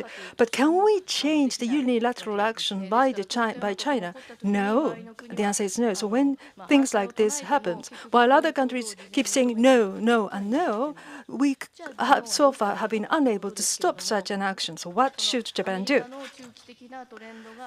Regarding the midterm trend of the United States, if that's the declining power, then Japan needs to come up with a certain kind of mechanism to complement that. One is to deepen the U.S.-Japan security allies. Professor Yachi mentioned Abe administration. What Abe administration has been doing is according to this objective. So U.S.-Japan efforts, will they suffice? I think there is a question mark. If you ask me that question, if the U.S.-Japan efforts will suffice, that's okay. But if they are not good enough, then for midterm and long term, we need to have some options so that we can complement this, having more options and maximize strategic measures. I think that constitutes the basics of strategies. So Japan, Korea, those measures, more measures are welcome. And the pivot to Asia by the United States, as well as Japan's current defense outline in this region, the multilateral security framework is important. That has been advocated by various parties. But to be honest with you, it's not progressing much. So on the part of Japan, while the U.S. has been saying this pivot to Asia, again, Japan probably needs to pivot to Asia. U.S.-Japan versus other region. So this is kind of a binomial confrontation that used to exist in the past. Instead of that, both U.S. and Japan need to create that kind of a system. In Europe, it started in the 1950s, and spent 50 years and 60 years, they have come up with that kind of a framework. So here in Asia as well, it might take such a long time. And while the U.S. and Japan still have leeway to tackle such an issue, it's important for us to get started. Rule of law is a very important point of assertion. So that we can actually do this, we need to come up with rules or penalties, and they have to be enforceable. To that end, I think we need to, so to speak, perspire more. We need to work more. We have problems. We shouldn't let other people to handle the problems for us. We have to keep making efforts, and then we need to solve those problems we have with other nations. Thank you so much for your kind attention. Professor Ueki, thank you very much. Well, in the previous speaker was talking about the concerns and expectations by the U.S. And then there was also what actions to be taken in the region, Pacific region, and also by Japan. Professor Nakanishi, the floor is yours.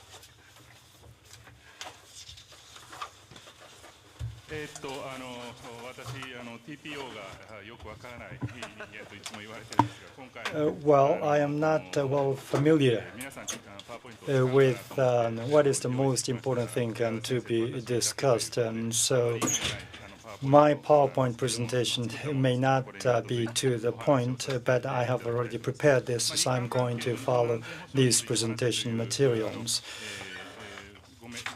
I was instructed to talk about Japan-Korea relationship and Japan's security, and there was major topics that have been discussed by the defense minister and Mr. Yachi. So I'm going to focus on the bilateral relations with South Korea.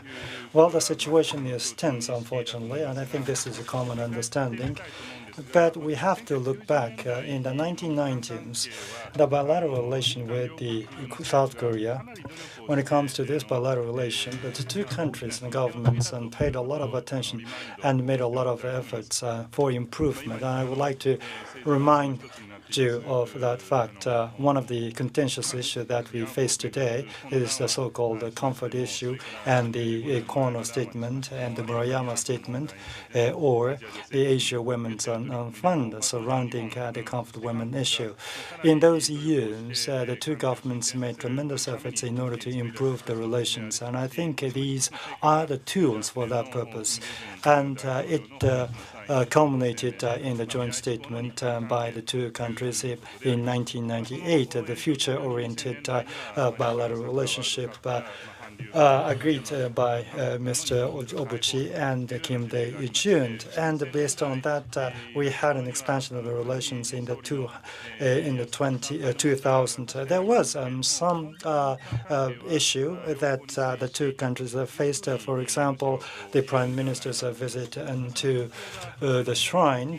But in general, I think the situation was relatively favorable. But after the mid-2000s, there was a deteriorating factors. To be frank with you, I should say that the South Koreans' attitude to Japan was subject to change. Those pro-Japanese Koreans were criticized for their statements that were described as pro-Japan.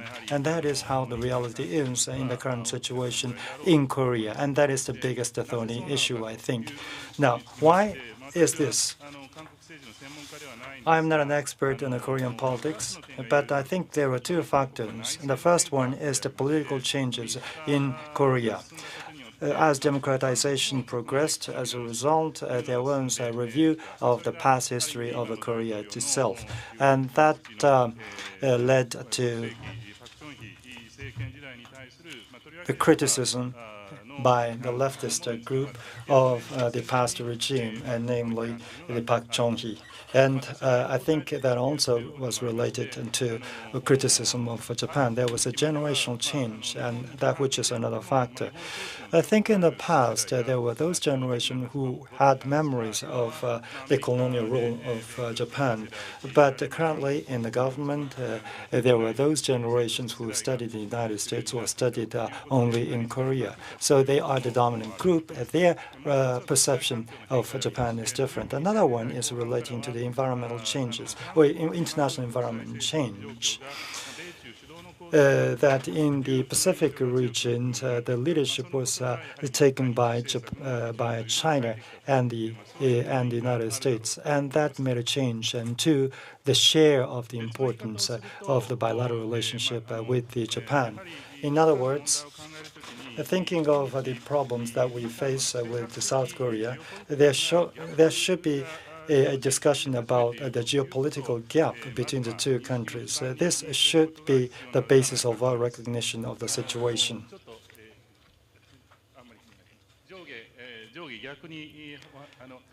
It should be reversed. First, I would like to talk about Japan. As Mr. Yachi mentioned, Japan is a marine state, in particular, or maritime state. In the southwest region, there is a conflict between the United States and China, and that is a big political issue. But viewed from Korea, as far as Korea is concerned, South Korea is not a maritime state, instead a peninsula state. The geopolitical position is different. Ambassador Yamaguchi mentioned in his presentation, and North Korean regime's actions are going to be the most important thing for their security for South Korea. From that viewpoint, alliance with the United States is important, but equally, it is important for South Korea to maintain good relations with China. This is dictated by the geopolitical position. Therefore, the collaboration and cooperation between the United States and China is going to be a pillar for the security of South Korea. And at the time of the emergence of China as a maritime power, it is a big issue, and it poses a lot of threat and issue to Japan. But viewed from Korea, it focuses their interest in the Korean Peninsula. So there is a difference between the two countries in terms of the national interest. Then, what should be the approach Japan should take? The first thing is, needless to say, the stability of the Korean Peninsula, which is the core interest of Japan. And I think this issue has not been changed. And in addition to that, it's important for the bilateral relations to be maintained in good conditions, but that doesn't automatically mean that the two relations have to be intimate.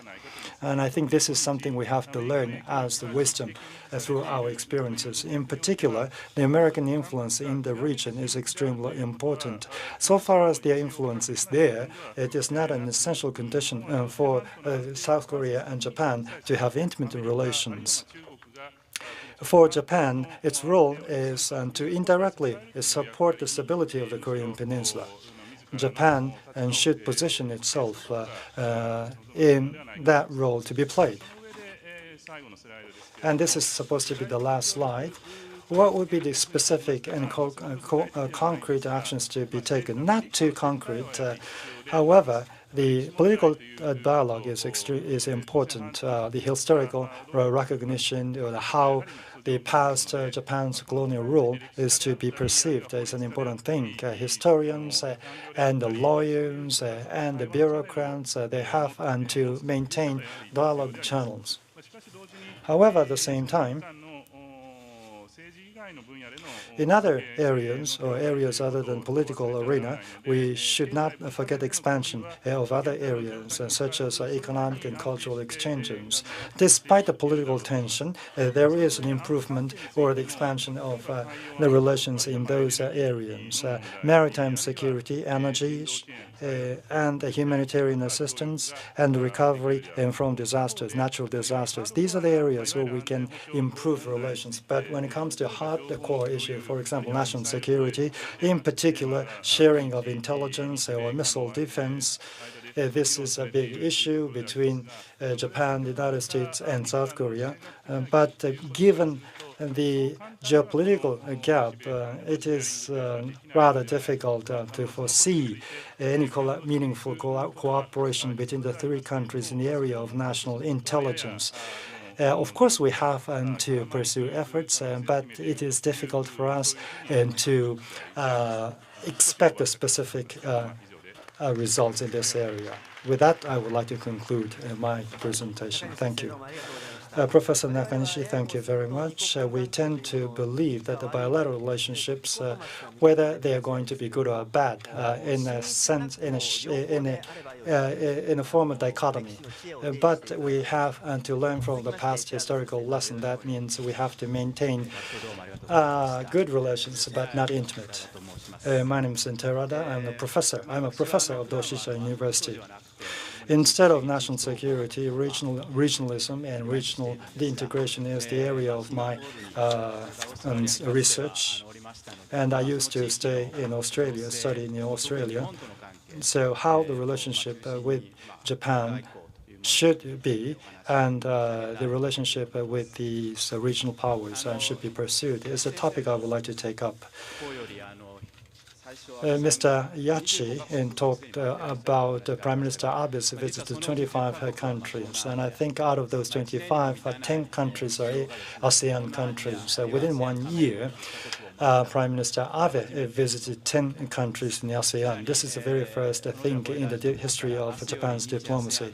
And the defense minister also talked about the ASEAN-Japan summit to be held tomorrow. I think this is also an important event.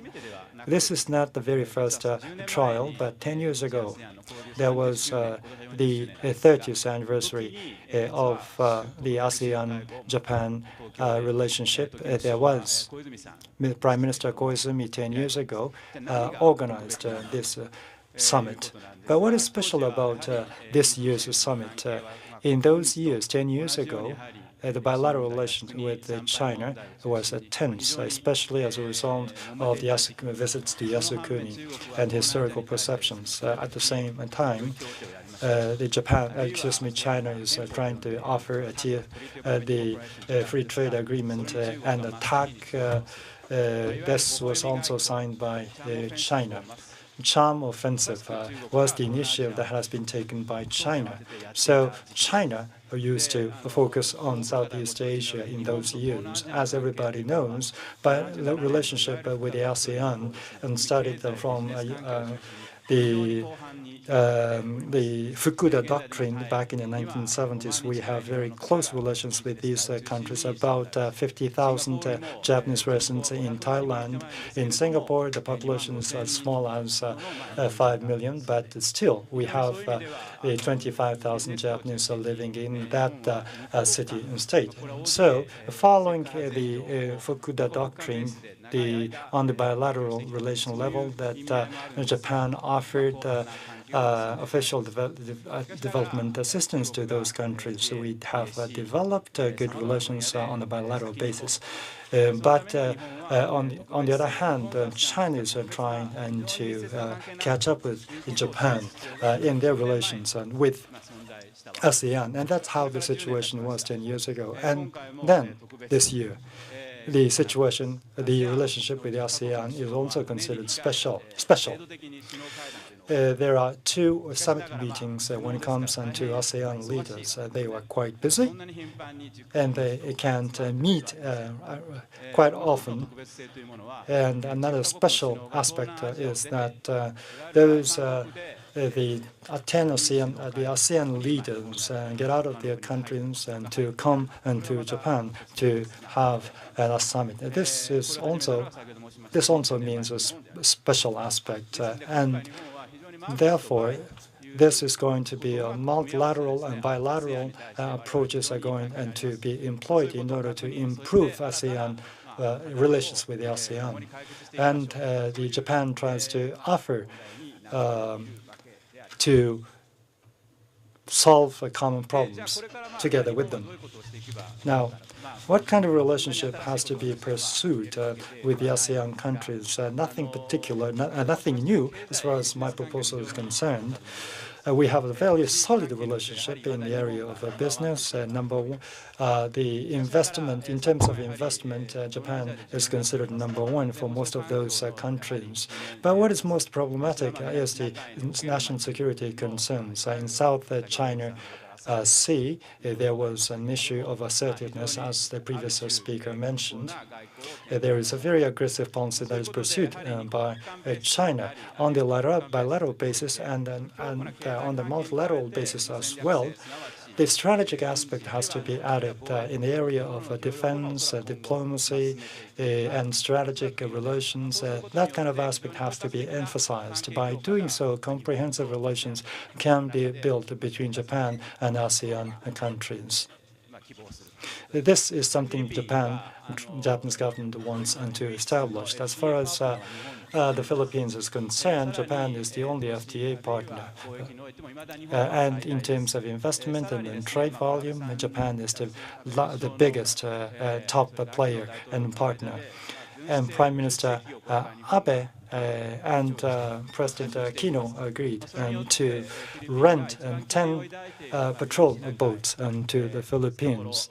The Scarborough Islands, that is the contentious area between China and the Philippines, and so close surveillance is going to be carried out with the assistance from Japan.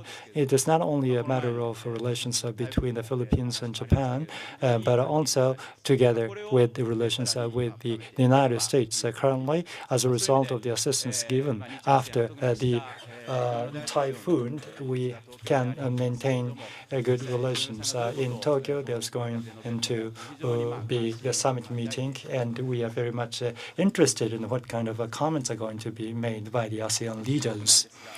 Now, more specifically about China. China has a strength in relation with the Southeast Asian countries.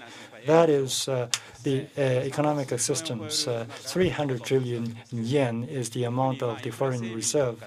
Infrastructure-related projects within a longer period and with a preferential treatment of the credit. And so ASEAN countries, there are several of them in favor such assistance from China.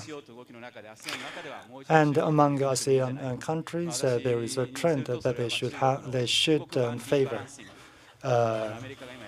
favor the position taken by China. So ASEAN countries are going through the so-called rebalancing of China. There was aggressive policy taken by the China, and there is China has been perceived as a major threat, and that dampened the relations with the Southeast Asian countries. But they are now trying to change their perception. That also means that there are some concerns that arise among ASEAN countries with regard to the Obama administration's stance, APEC or East Asia Summit. President Obama did not attend these meetings. So China is capitalizing on that kind of the absence of the United States in the theater.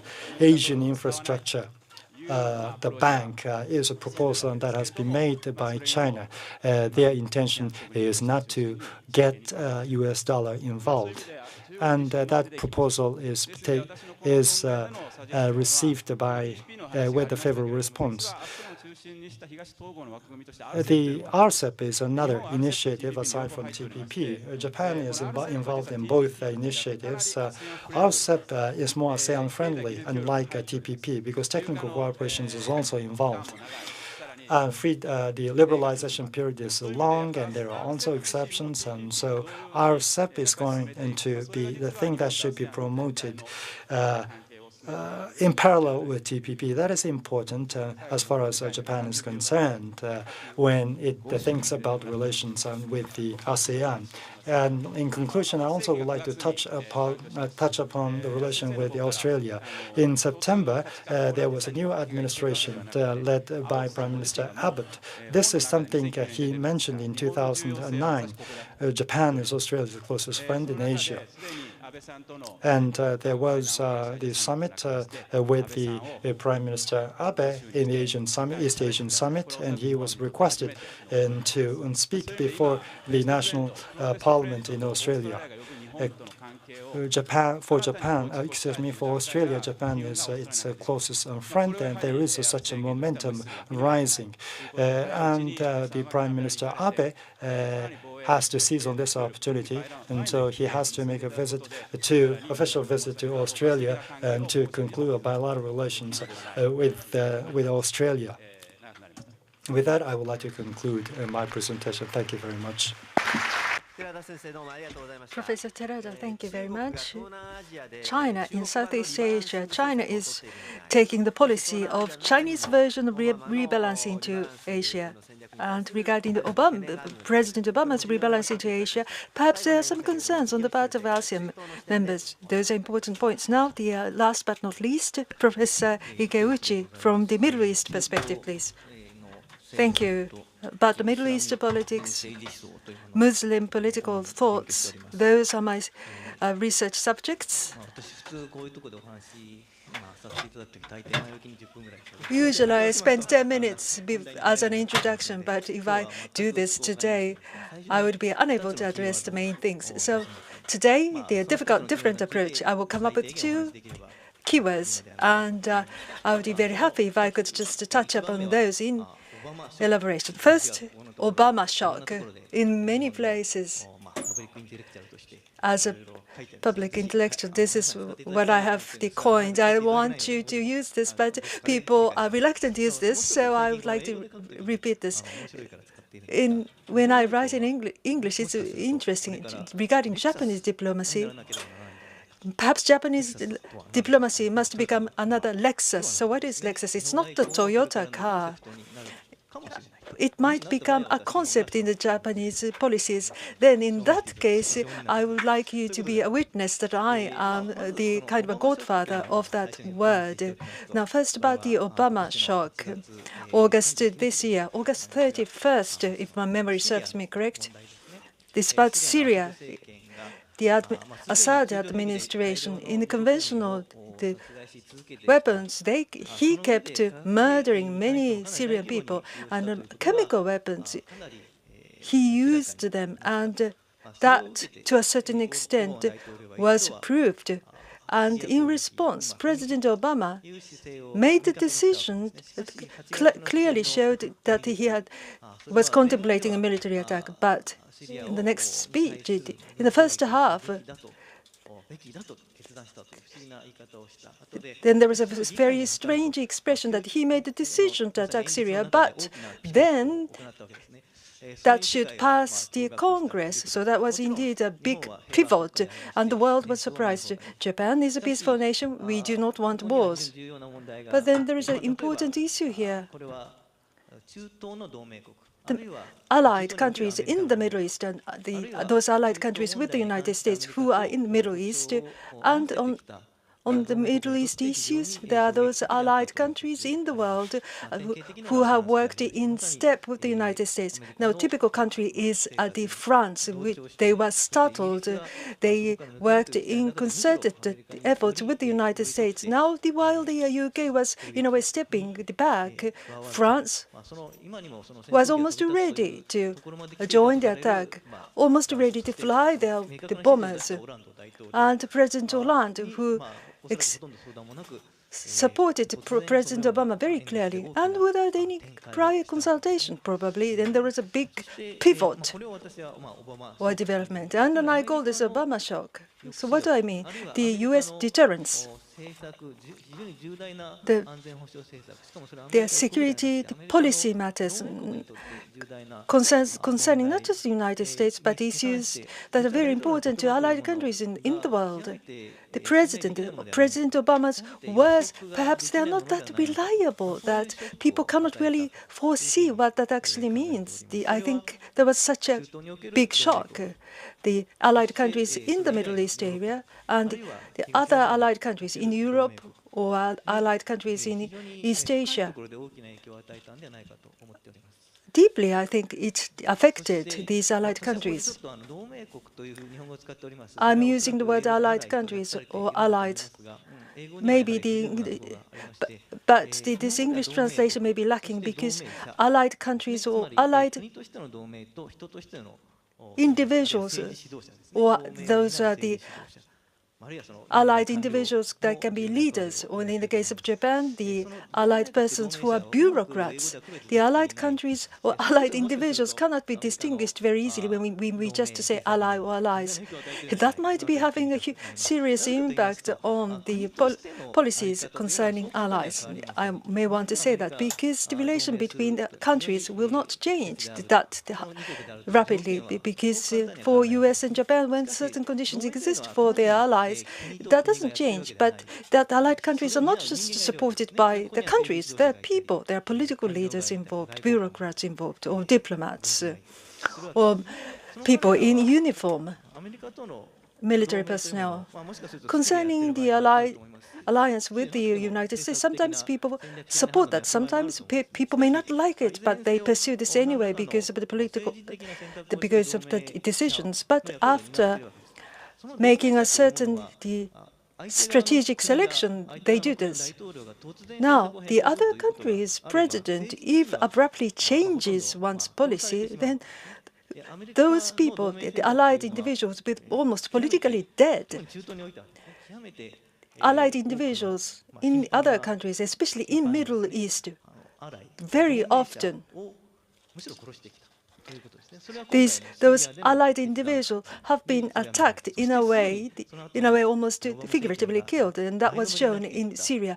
President Obama was leaning forward to resolve issues with Iran, or kind of a reconciliation with Iran. So far, the U.S. policy was to contain Iran, and there are many U.S. allied countries and the political leaders, but they are punished for their support. They were indeed punished.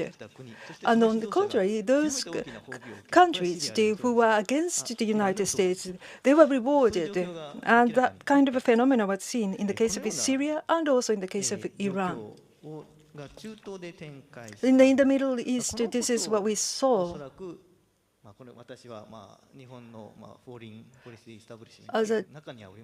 I'm not really a member of the foreign policy establishment, but I'm just in the periphery of that foreign policy establishment. and those the allied individuals who are here in Japan, they will never say that they have some suspicion about the U.S. policies. They are very courteous people. But perhaps somewhere in their mind there is a little bit of a skepticism. Maybe I'm just second-guessing, but I do feel that. I do sense that. Now, to what extent the U.S. can pay consideration to this. I don't really know how this word is translated by the interpreter, but this pay consideration, that the thoughtfulness, I think that would really influence the future movement. In the Middle East, those allied individuals are punished. I think those allied individuals in the United States, in Japan, really took them to their bone. They will not say this ostensibly, but in the near future, in order to sort of appease China, since maybe these allied individuals might feel that they might be abandoned by the United States because they are now approaching more closely to China. Even if it's just 1%, I think that there are such people who are in Japan who harbor that kind of a skepticism. There are those people who are died in the wool anti-American people, but like it or not, as a strategic judgment, there are those people who didn't mind being called pro-US. And should they stop being allied individuals with the United States? While between the nations, while no matter reasonable it is for the nations to have the alliance, this may not really hold in the future. That's what I felt when I looked at the Middle East. I'm running out of time. And second keyword, Lexus. So what do I mean by Lexus? At the moment, U.S.-Japan relation, the two countries walk step in step. At least that's what people say. But against Iran, this is Iran, a strong anti-US nation, and Iran has been greatly rewarded. But what did happen? ADIZ. This is what we see. No. Regarding the causality, since I cannot wiretap any communication in China, I can't pass any judgment, but viewed from outside, what would they think? The U.S., they want to appease the major regional power.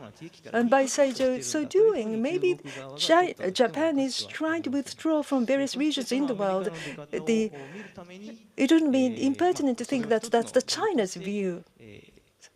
So using that as a reason, perhaps China went on to establish the ADIZ. Maybe I'm just second-guessing, but I think many people tend to perceive it this way. What are the facts? In the case of the diplomacy, those are confidential. It's possible that they may never be revealed in the future. So, perception is important in diplomacies. In this perception area, Syria, Iran, abrupt policy changes by the United States, I think, had a major impact in East Asia as well. So should there be a major policy that are very detrimental to Japan? Should that happen, what would happen? Kowtow diplomacy to China. I don't think Japanese diplomats or diplomatic authority would adopt such a measure. But with regard to the relation with the United States, if those allied individuals are politically killed, then they would no longer pursue this U.S.-Japan alliance. So what should Japan do? What should Japan be prepared for? Allied countries, allied individuals who had a similar experience. There are many in the world. In Syria, because of the abrupt changes. Again, in Iran, there are many abrupt changes. Turkey is a good example. After that, as a regional major country, that they resumed diplomacy. in the region. Saudi Arabia, in the UN Security Council, they said no to become the non-permanent member. Some people might call that action to move childish, but that country has various kinds of leverage to move the Middle Eastern countries, and that's what they're doing. Egypt is another example, but they were allied allies with the United States. The U.S. is a great country anyway, resourceful, with development and technology. The countries that have the great resources, technological prowess, those are the allied countries in the world with the United States. Should in the future there is a major policy switch by the United States vis-à-vis China, perhaps Japan can enjoy the relations with those former allies. Maybe not a hub and spoke and just a donut. In terms of the allies, we can just enjoy the cream. And this is what I want the diplomatic authority to think. League of ex-US allies. League of ex-US allies. That stands for Lexus. Thank you so much for your kind attention. Thank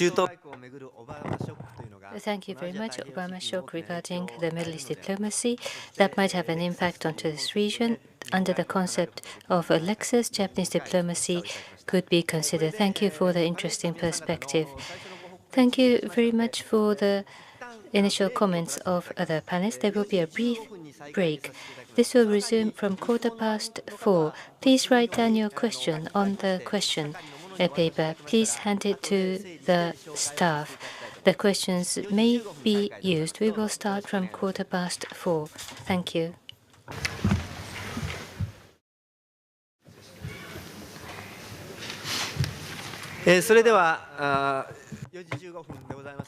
Thank you for returning. The program will start. Thank you for the large number of questions. In the first half, we started with Professor Yachi, and 5 panelists presented their comments and views. In this second half, Ambassador Amakost has kindly joined us, and therefore we would like to ask the ambassador for his comments after the panelists' comments. Well, let me make 2 or 3 remarks. One is, I don't know precisely what Susan Rice was talking about. It has always been pretty easy for me to determine who our natural friends are. Japan, as Yachi-san mentioned, is a maritime trading nation. So are we.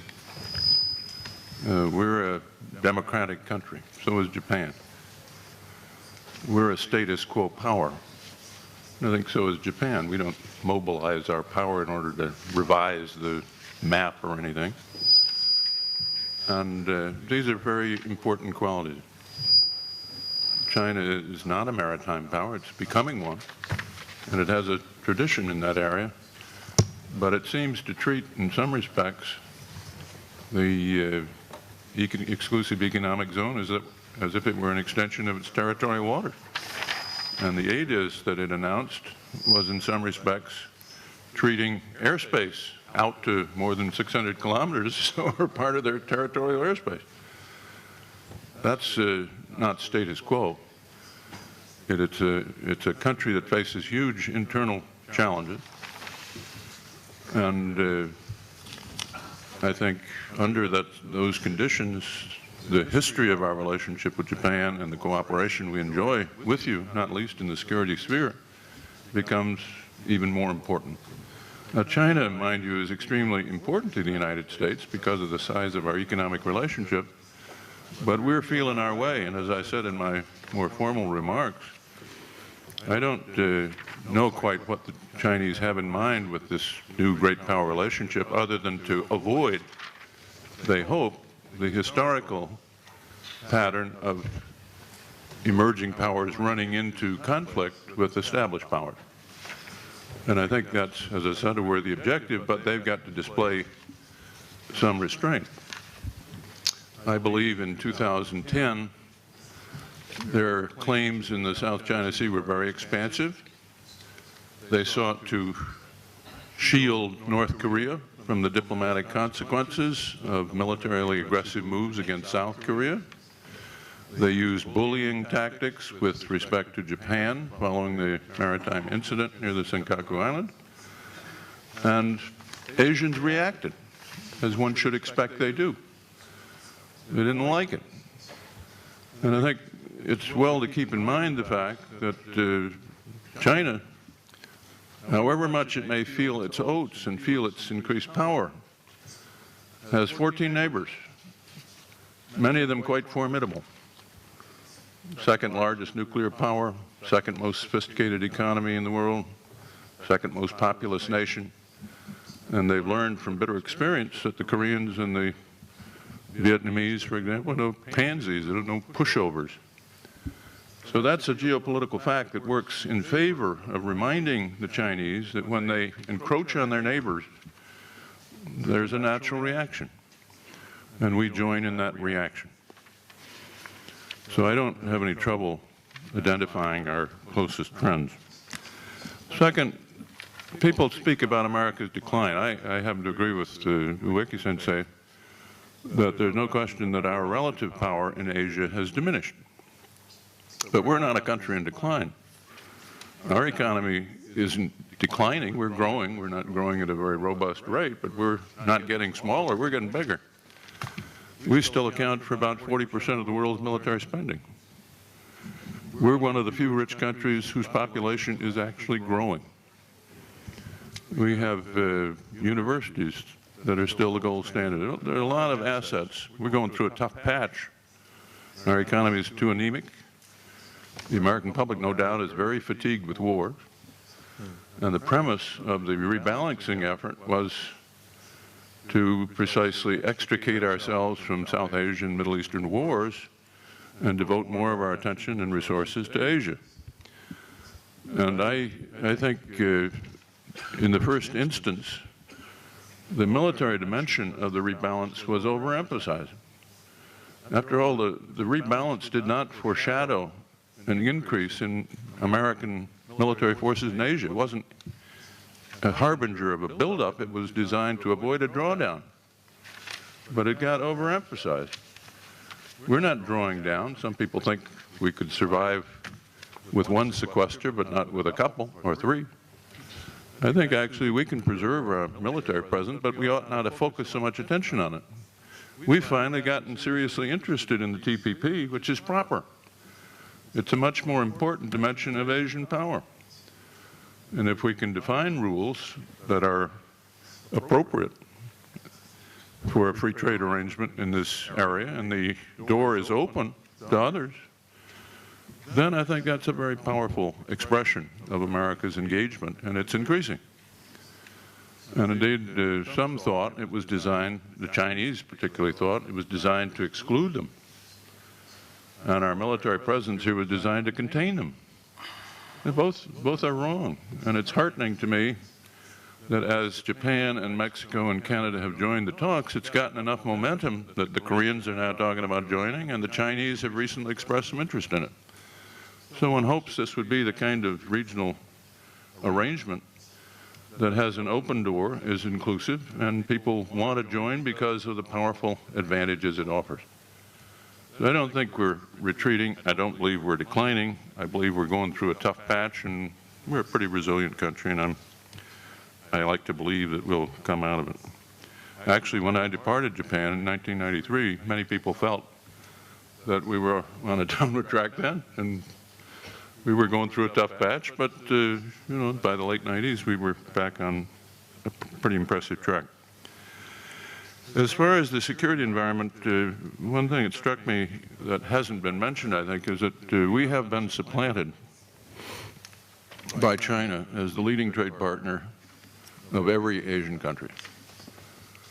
I was in Korea this week and noticed that they now have a trade with China that's bigger than any other country, I believe, that China has. And It's twice as big as our trade with China, I believe.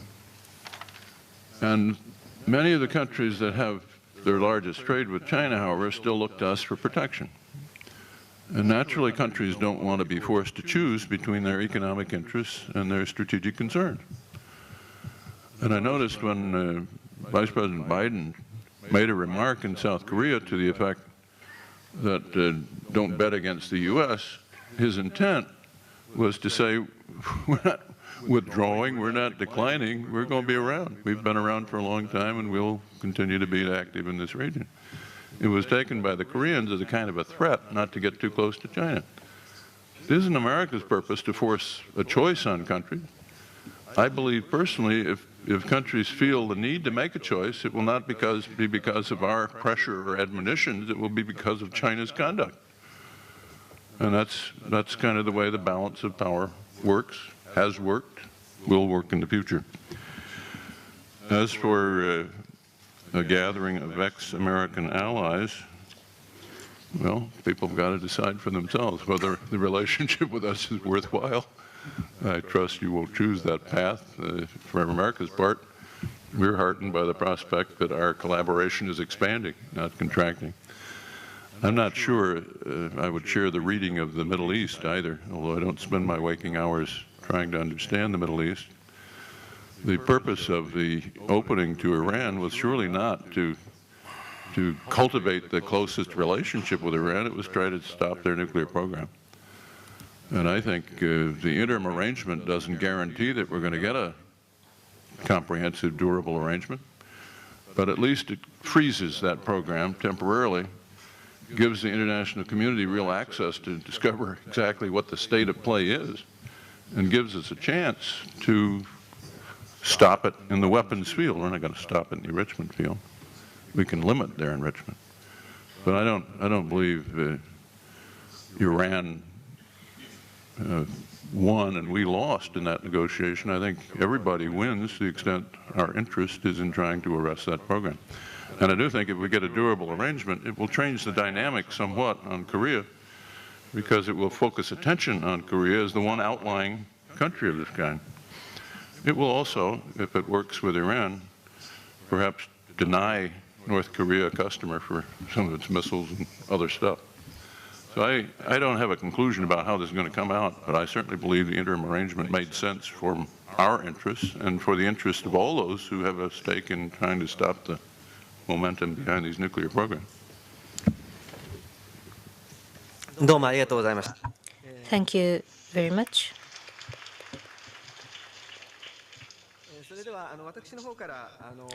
If I may, I shall try to ask a couple of questions to the panelists, starting with Professor Yachi's issues.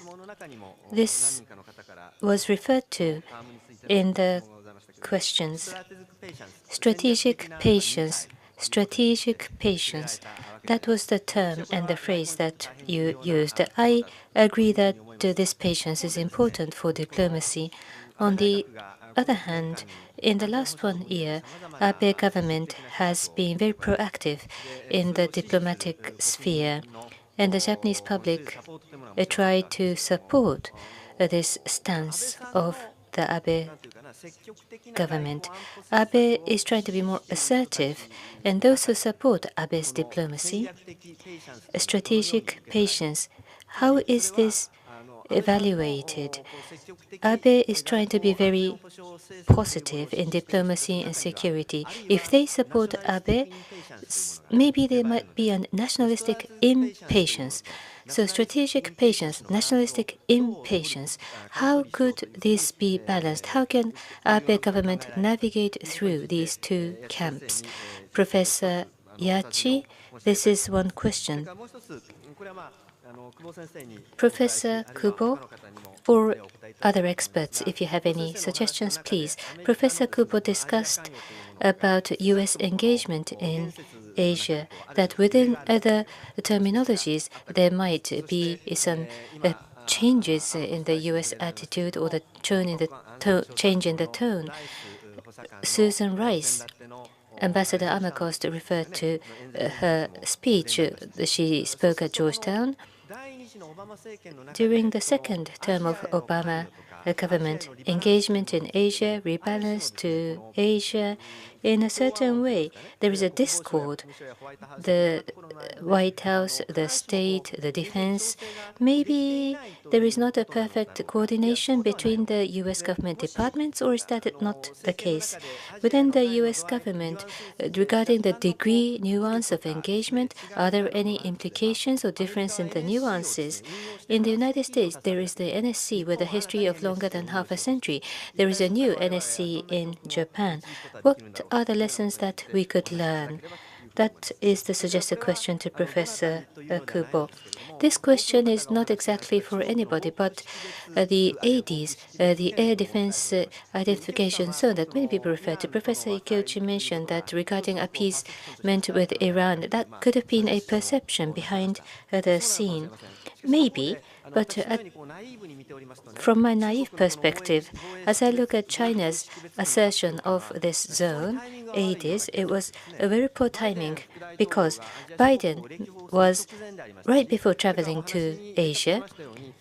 Plus, as was mentioned, from tomorrow, Japan-ASEAN Commemorative Summit is going to be organized, which means all the leaders of ASEAN is about to come to Tokyo, and then, right before that, unilaterally announcing ADIS. In terms of diplomatic timing, it was the worst possible timing that I think that China chose to unilaterally announce. So regarding the timing of announcing ADIS, did China have a strategic reason of their own? Did they choose this timing intentionally, or even between the military, the PLA, or between the Southern Army and the Northern Army and the Navy and the Army, even within China and the military and the Communist Party? Is there a discord within China, and did they choose the bad timing?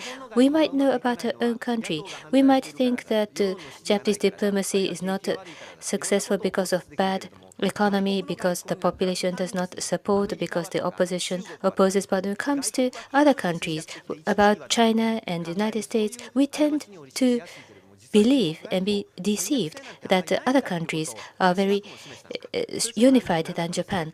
Did China have a strategic reason in choosing the timing, or is it simply a lack of alignment? This is a question I would like to ask anybody. Professor Yachi. Strategic patience. The question was related to that those who support Prime Minister Abe and the Abe government, they may not agree about being so patient. Honestly, the word strategic patience, I have only started to use this word recently. I don't think this is extensively used, so there is not much that I can say. It is not a phrase widely used, but some people do say that it's a nice word.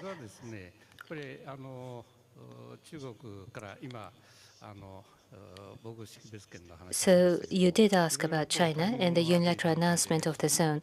The timing might not have been exactly good, but China has shown poor timing also in the past. And every time, should Japan react emotionally? As President Mata mentioned, what about nationalistic impatience? If they are nationalistic impatient, what would they demand? For the time being, look carefully, watch carefully, and in terms of international norm, it is against international practice or norm. Therefore, asking for correction, asking for remediation should be considered.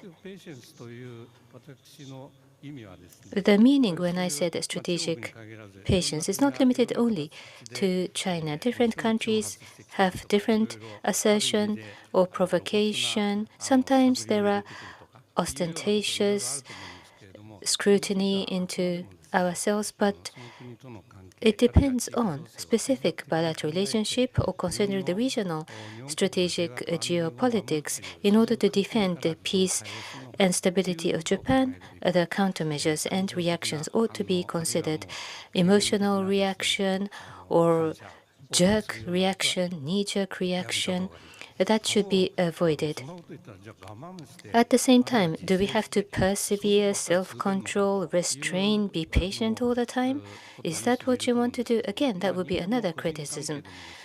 Even in person-to-person relationship, do you simply control yourself, be patient? Sometimes that is not sustainable.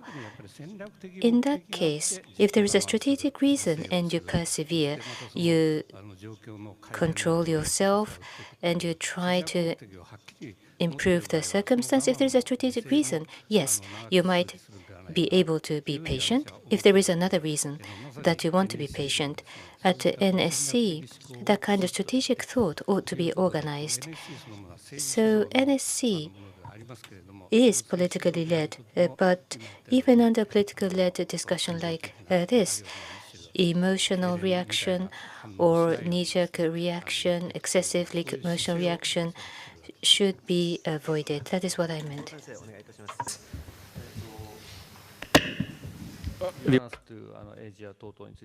About rebalance, you had the question. Also, there was a question with regard to NSC.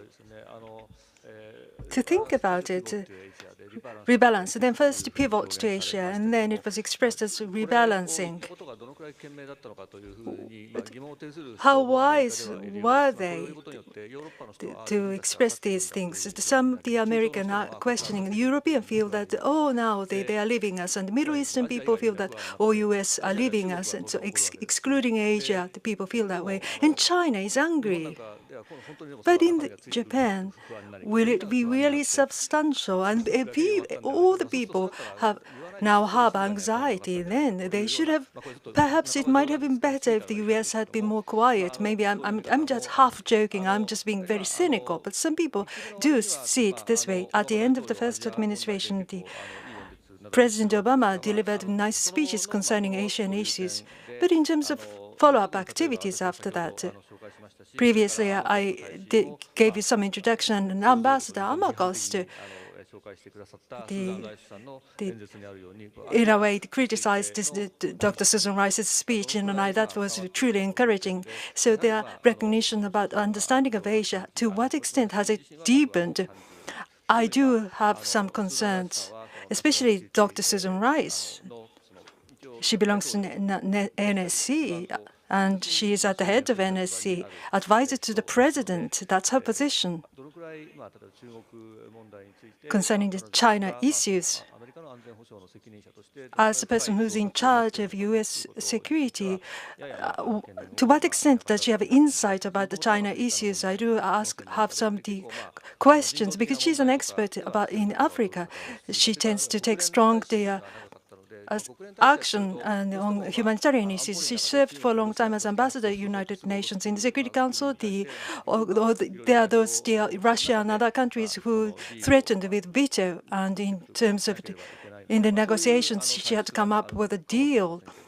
In that background, maybe that might explain part of it. But maybe someone else could serve as advisor to the president. Sometimes I do feel this way.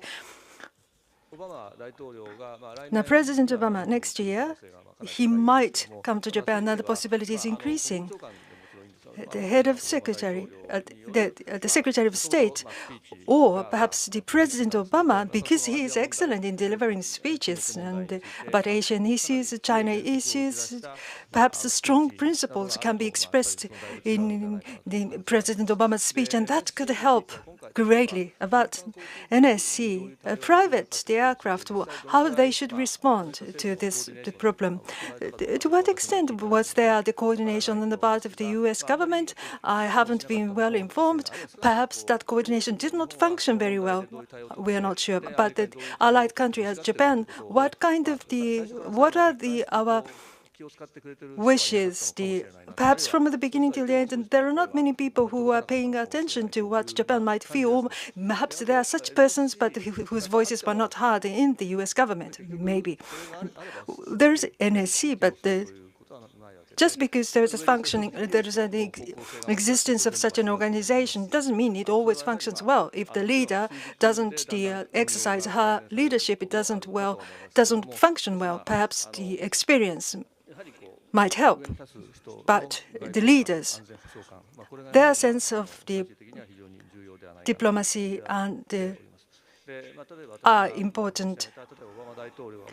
As I said before, if President Obama could come to Japan, what are the speeches that we would like to hear? As Ambassador Amakost said,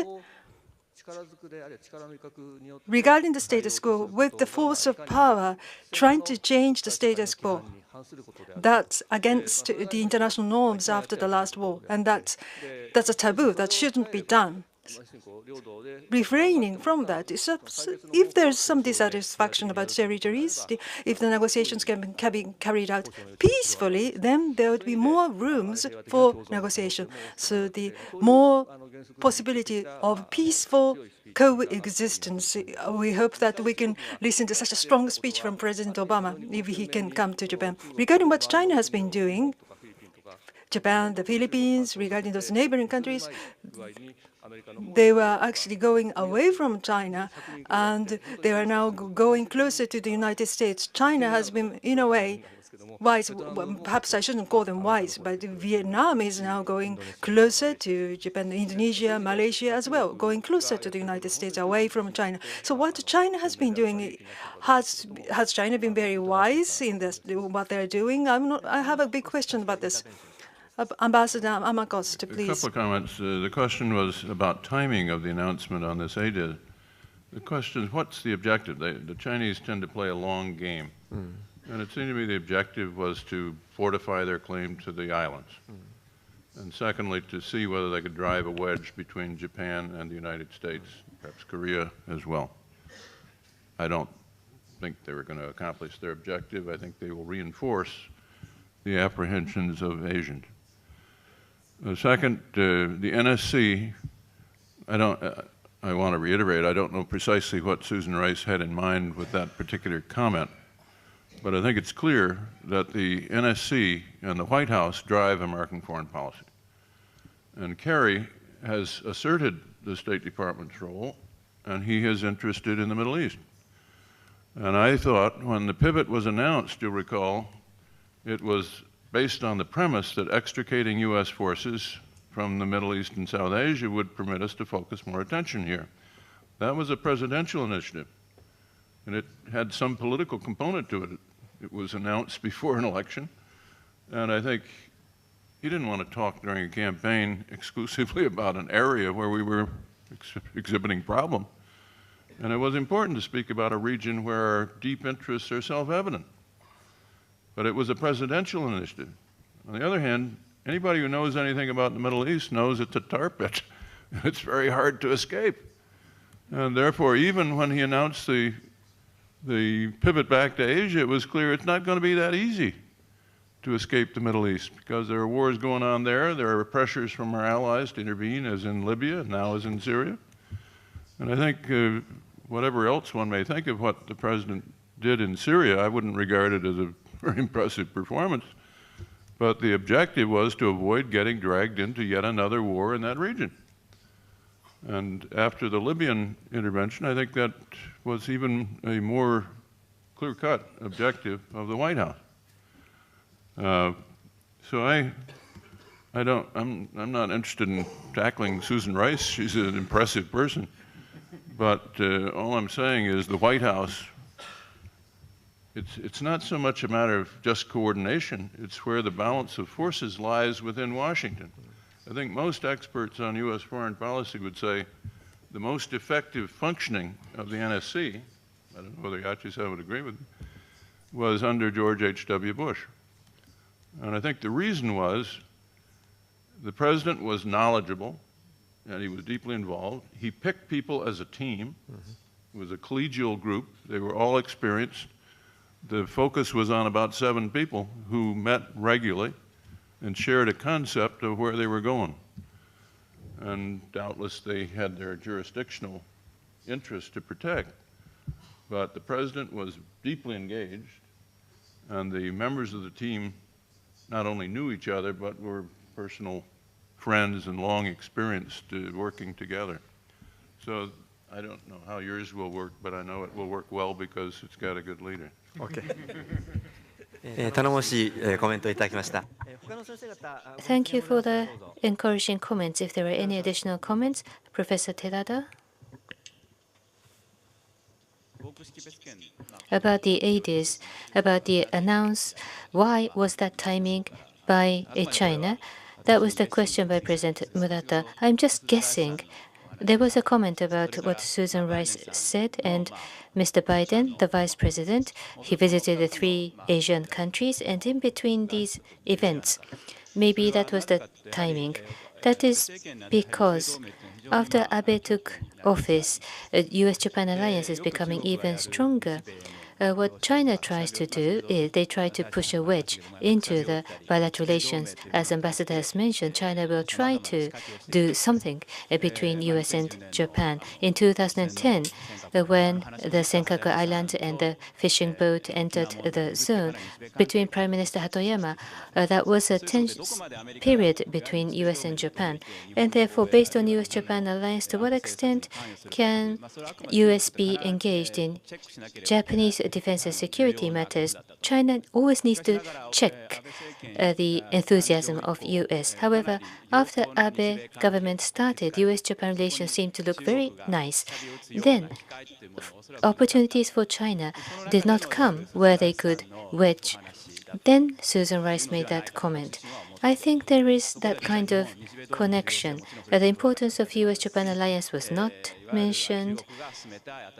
And China, the new model of major power relation was emphasized by Dr. Rice. And then there was the planned visit of Vice President Biden.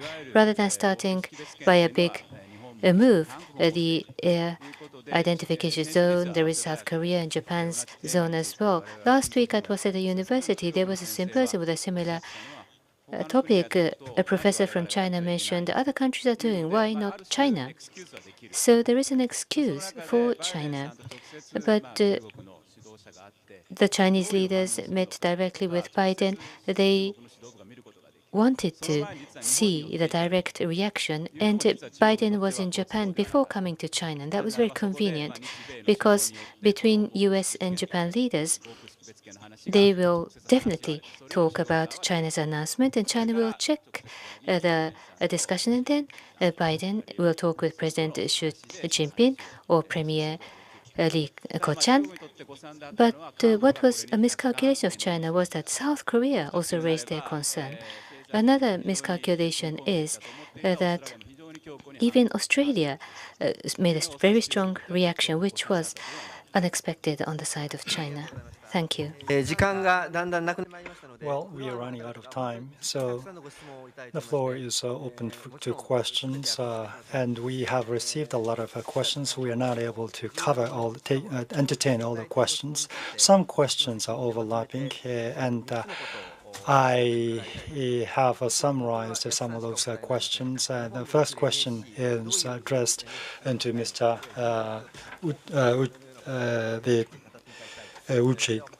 Taniguchi, excuse me. How the NSC is going to be built and what is going to be the arrangement. And other questions are related to other panelists. For example, the future relationship between South Korea and Japan. The United States, is there any possibility, or is it desirable that the United States play an intermediary role? And some panelists mentioned that the bilateral relationship doesn't have to be intimate so far as it is good. And so, in that sense, there will be no necessity for the U.S. involvement. What would be the best way? As Mr. Yachi mentioned, and some other panelists also mentioned, the value set or set of values, or the concept of values. And I think if this kind of values concept is going to be is it going to be an important thing in the future diplomacy? The United States is moving in a direction of liberal values, and the Japanese, while the Japanese side is going to the conservative side of value set. Is there going to be any difference between the two? And then if the value set is going to be highlighted, that may also highlight the difference between us and China. For example, China has restrictions on human rights and freedom of press and freedom of association. And we uphold a different set of values. If that is going to be the case, there's going to be they deteriorate the relationship between China and the rest of us. Anyone is this question is open to anyone. First, Mr. Yachi. Under the current system, the Prime Minister and 5 other ministers are to form this council to make a decision. That means the political leaders are to be the ones who make up this council. But at the same time, the bureaucracy that underlies the political leaders, for that purpose, there is going to be the National Security Bureau. Now, what is the role that is played by this bureau? There's going to be a collegiate body made up of 5 ministers, including Prime Minister, and the information will be provided, and the policy options are also going to be provided by this bureau. And this is the function given to this bureau. And with this kind of function to be presented, the 5 prime ministers, including the Prime Minister, will be able to come to sensible conclusions. The overall defense policy and foreign policy in the mid-term, this is something that is going to be discussed in this council. At the same time, there are many contingencies that may take place. Therefore, whenever an event takes place, immediate actions have to be taken. So first responses are going to be discussed and taken by this National Security Council. As has been mentioned, this is going to be a very sensitive issue. When it comes, there is going to be a kidnap issue which happened like in Algeria. What appropriate actions to be taken and what counteractions to be taken, that should be appropriately discussed and determined. The bureaucracy itself has to be the one that should provide necessary support to decision-making. Overall, this National Security Council's discussion has to be led by the political leaders, and the political leaders will be supported by the secretariat attached to the National Security Council. One more issue. U.S. NSC has a long tradition in history. If it is working properly or not, I think there are good decisions and bad decisions taken by the National Security Council in the United States. There was a lot of criticism, so that's just the fact that the National Security Council in place means everything is going to all right. So I hope that you are not going to place too much expectation on the National Security Council. Of course, if it performs well, then I hope that it would be supported by the people. Professor Nakanishi? Well, the U.S. involvement in the bilateral relations between Japan and South Korea and the strategic patience and NSC, I also would like to touch upon that. Somewhat different from the context of the strategic patience, but going forward at NSC, this issue of a strategic patience is going to be integrated into the overall policy making, which is going to be very important. As Mr. Onodera mentioned, there are going to be the gray zones. That means the crisis management situation is going to occur. That means as Japan builds up its defense, and that opens up more options, either diplomatic or the military options. If there's going to be a critical strategic moment for Japan and to seize, that, for example, that if it results into the military option, that may satisfy the national sentiment, but from the viewpoint of the diplomatic and international relations, strategic patience is going to be a very important thing, which will be demonstrated by diplomatic actions. On those occasions, that kind of strategic patience has to be upheld by political leaders, and that is extremely important. So I hope, Mr. Yachi, your role is going to be extremely important. Now, turning into the bilateral relations with the South Korea, there are a lot of things that can be done by the two countries. So when it comes to the historical perception and recognition, I don't think that the United States is able to intervene and to provide the specific directions. But on the strategic matters, there are going to be many things that the U.S. will be able to get involved. For example, the missile threat from North Korea, that Japan may be able to strike the missile launch sites in North Korea. But if such a strike is going to be carried out, that it is going to be extremely important to maintain strategic and military relations with the South Korea and the United States. So that kind of issue has to be discussed among the three countries. There should be the U.S. help to build unstable relations, and within that broader context, strategic interests should be taken care of. About values, or anything else to Dr. Ueki? Anything else? So first, Professor Ueki, please. Thank you. About values. And also ADIZ, just a little comment on ADIZ.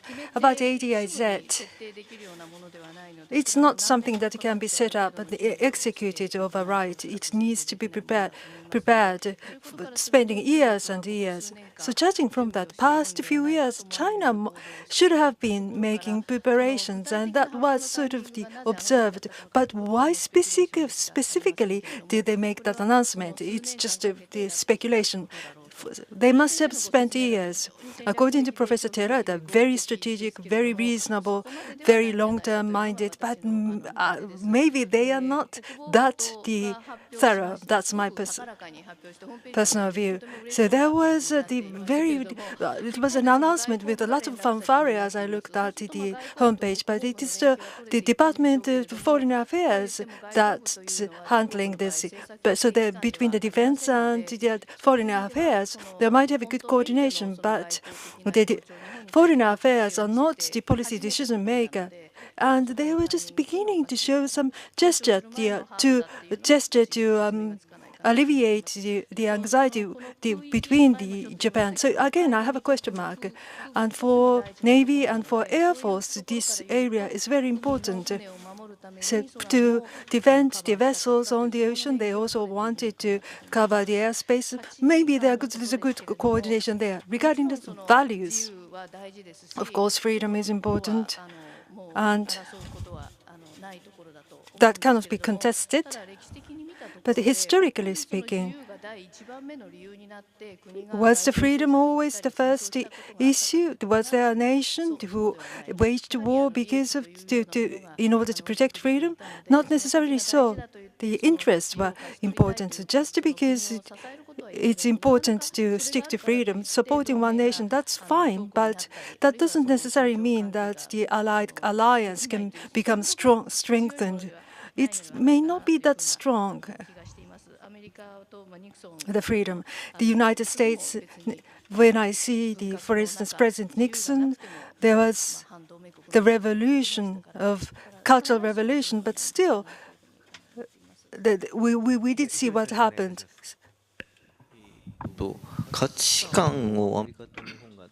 Japan and the United States share the basic value, whether it is so. I think it harks back into the U.S.-Japan security theory, and I think this has been discussed in the broader context. Relatively speaking, in the overall context, Japan's uniqueness in the historical context. If you look deeper into that, which side is Japan going to side with? I think at the end of the day, it is going to be the United States and Australia from the viewpoint of value concept.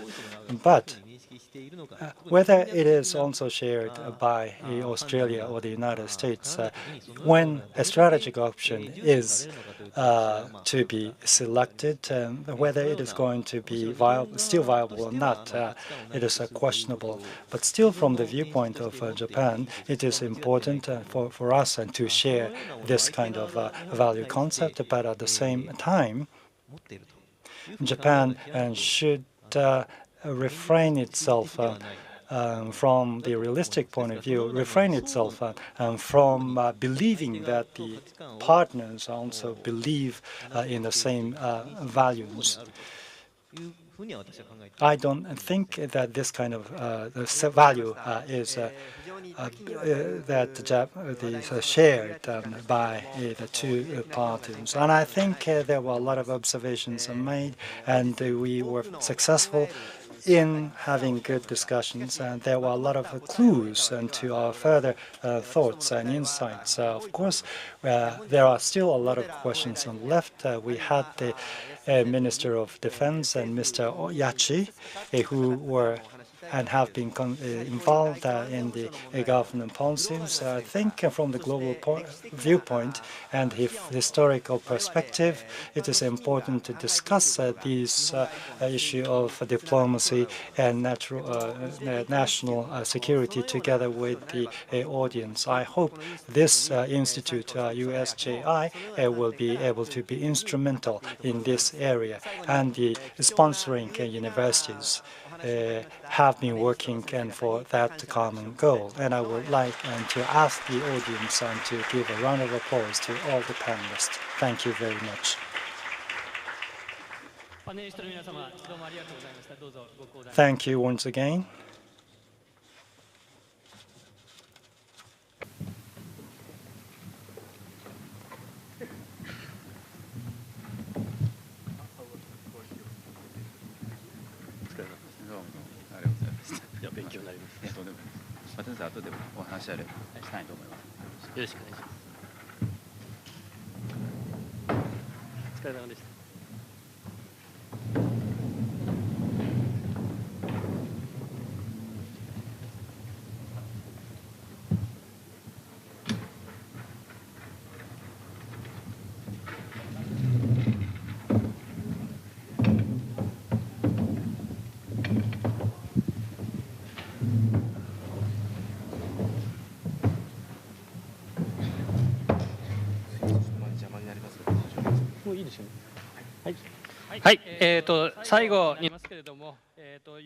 Lastly, I would like to invite Professor Mr. Professor Tsuji Nakayutaka, Vice Chair of USJI and Executive Advisor to the President of the University of Tsukuba, to make closing remarks. I am the Vice Chair, and I am also an Executive Advisor to the President of Tsukuba University. It is my great honor to make closing remarks on behalf of the 8 sponsoring universities. First of all, I would like to express sincere gratitude to keynote speakers and panel discussants. And my thanks also go to all the participants in the audience. Thank you. This symposium is to follow the symposium in the 50th commemoration of the U.S.-Japan Security Treaty, which took place in 2010. I believe that this symposium was able to make a contribution to our policy goals. Firstly, practical policy analysis based on academic researches into the U.S.-Japan relations. Secondly, nurturing the next generation of researchers that can contribute to the development of the bilateral relations. Thirdly, building an advocacy community for U.S. and Japan. Now, the topic for today's symposium is the first year of the Abe Administration and Directions for the Future, Diplomacy and Security Strategy. And the keynote addresses and discussions were carried out by the participation of experts and professionals with a lot of expertise and experiences, and it must have been extremely useful for young researchers and the students. I have been studying as a political scientist for 30 years, and quite stimulating for me as well. Ambassador Amakost and Mr. Yachi and Professor Murata,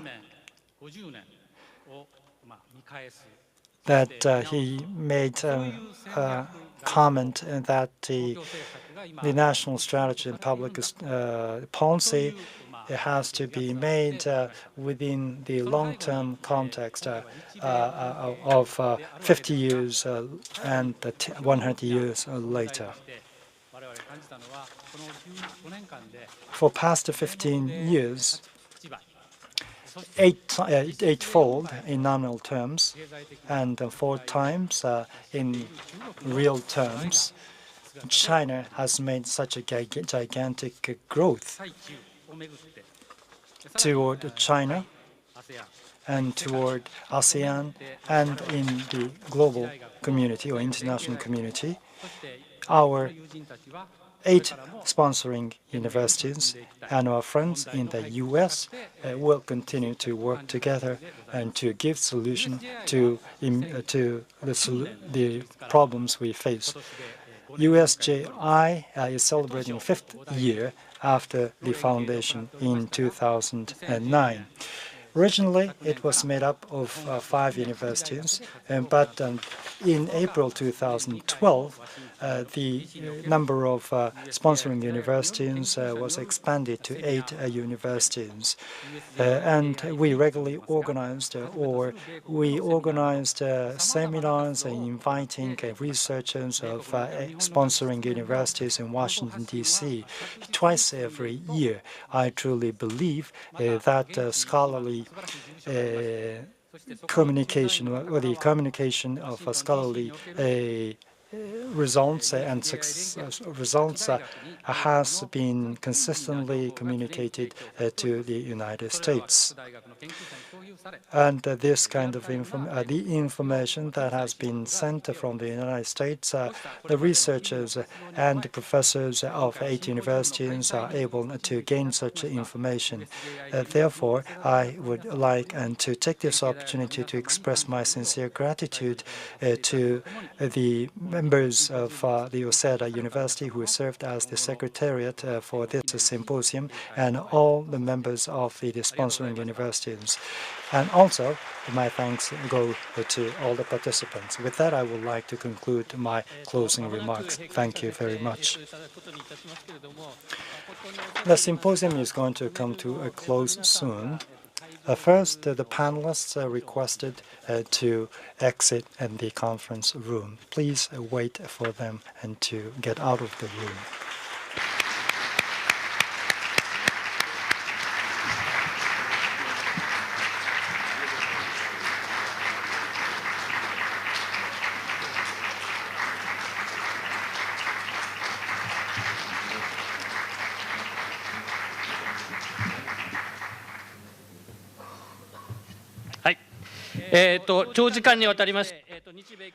Again, thank you very much for attending this international symposium hosted by the USJI. With this, I would like to bring this symposium to a close. Please do not forget make sure you bring your belongings with you, and make sure that the receiver is to be returned at the reception. Thank you.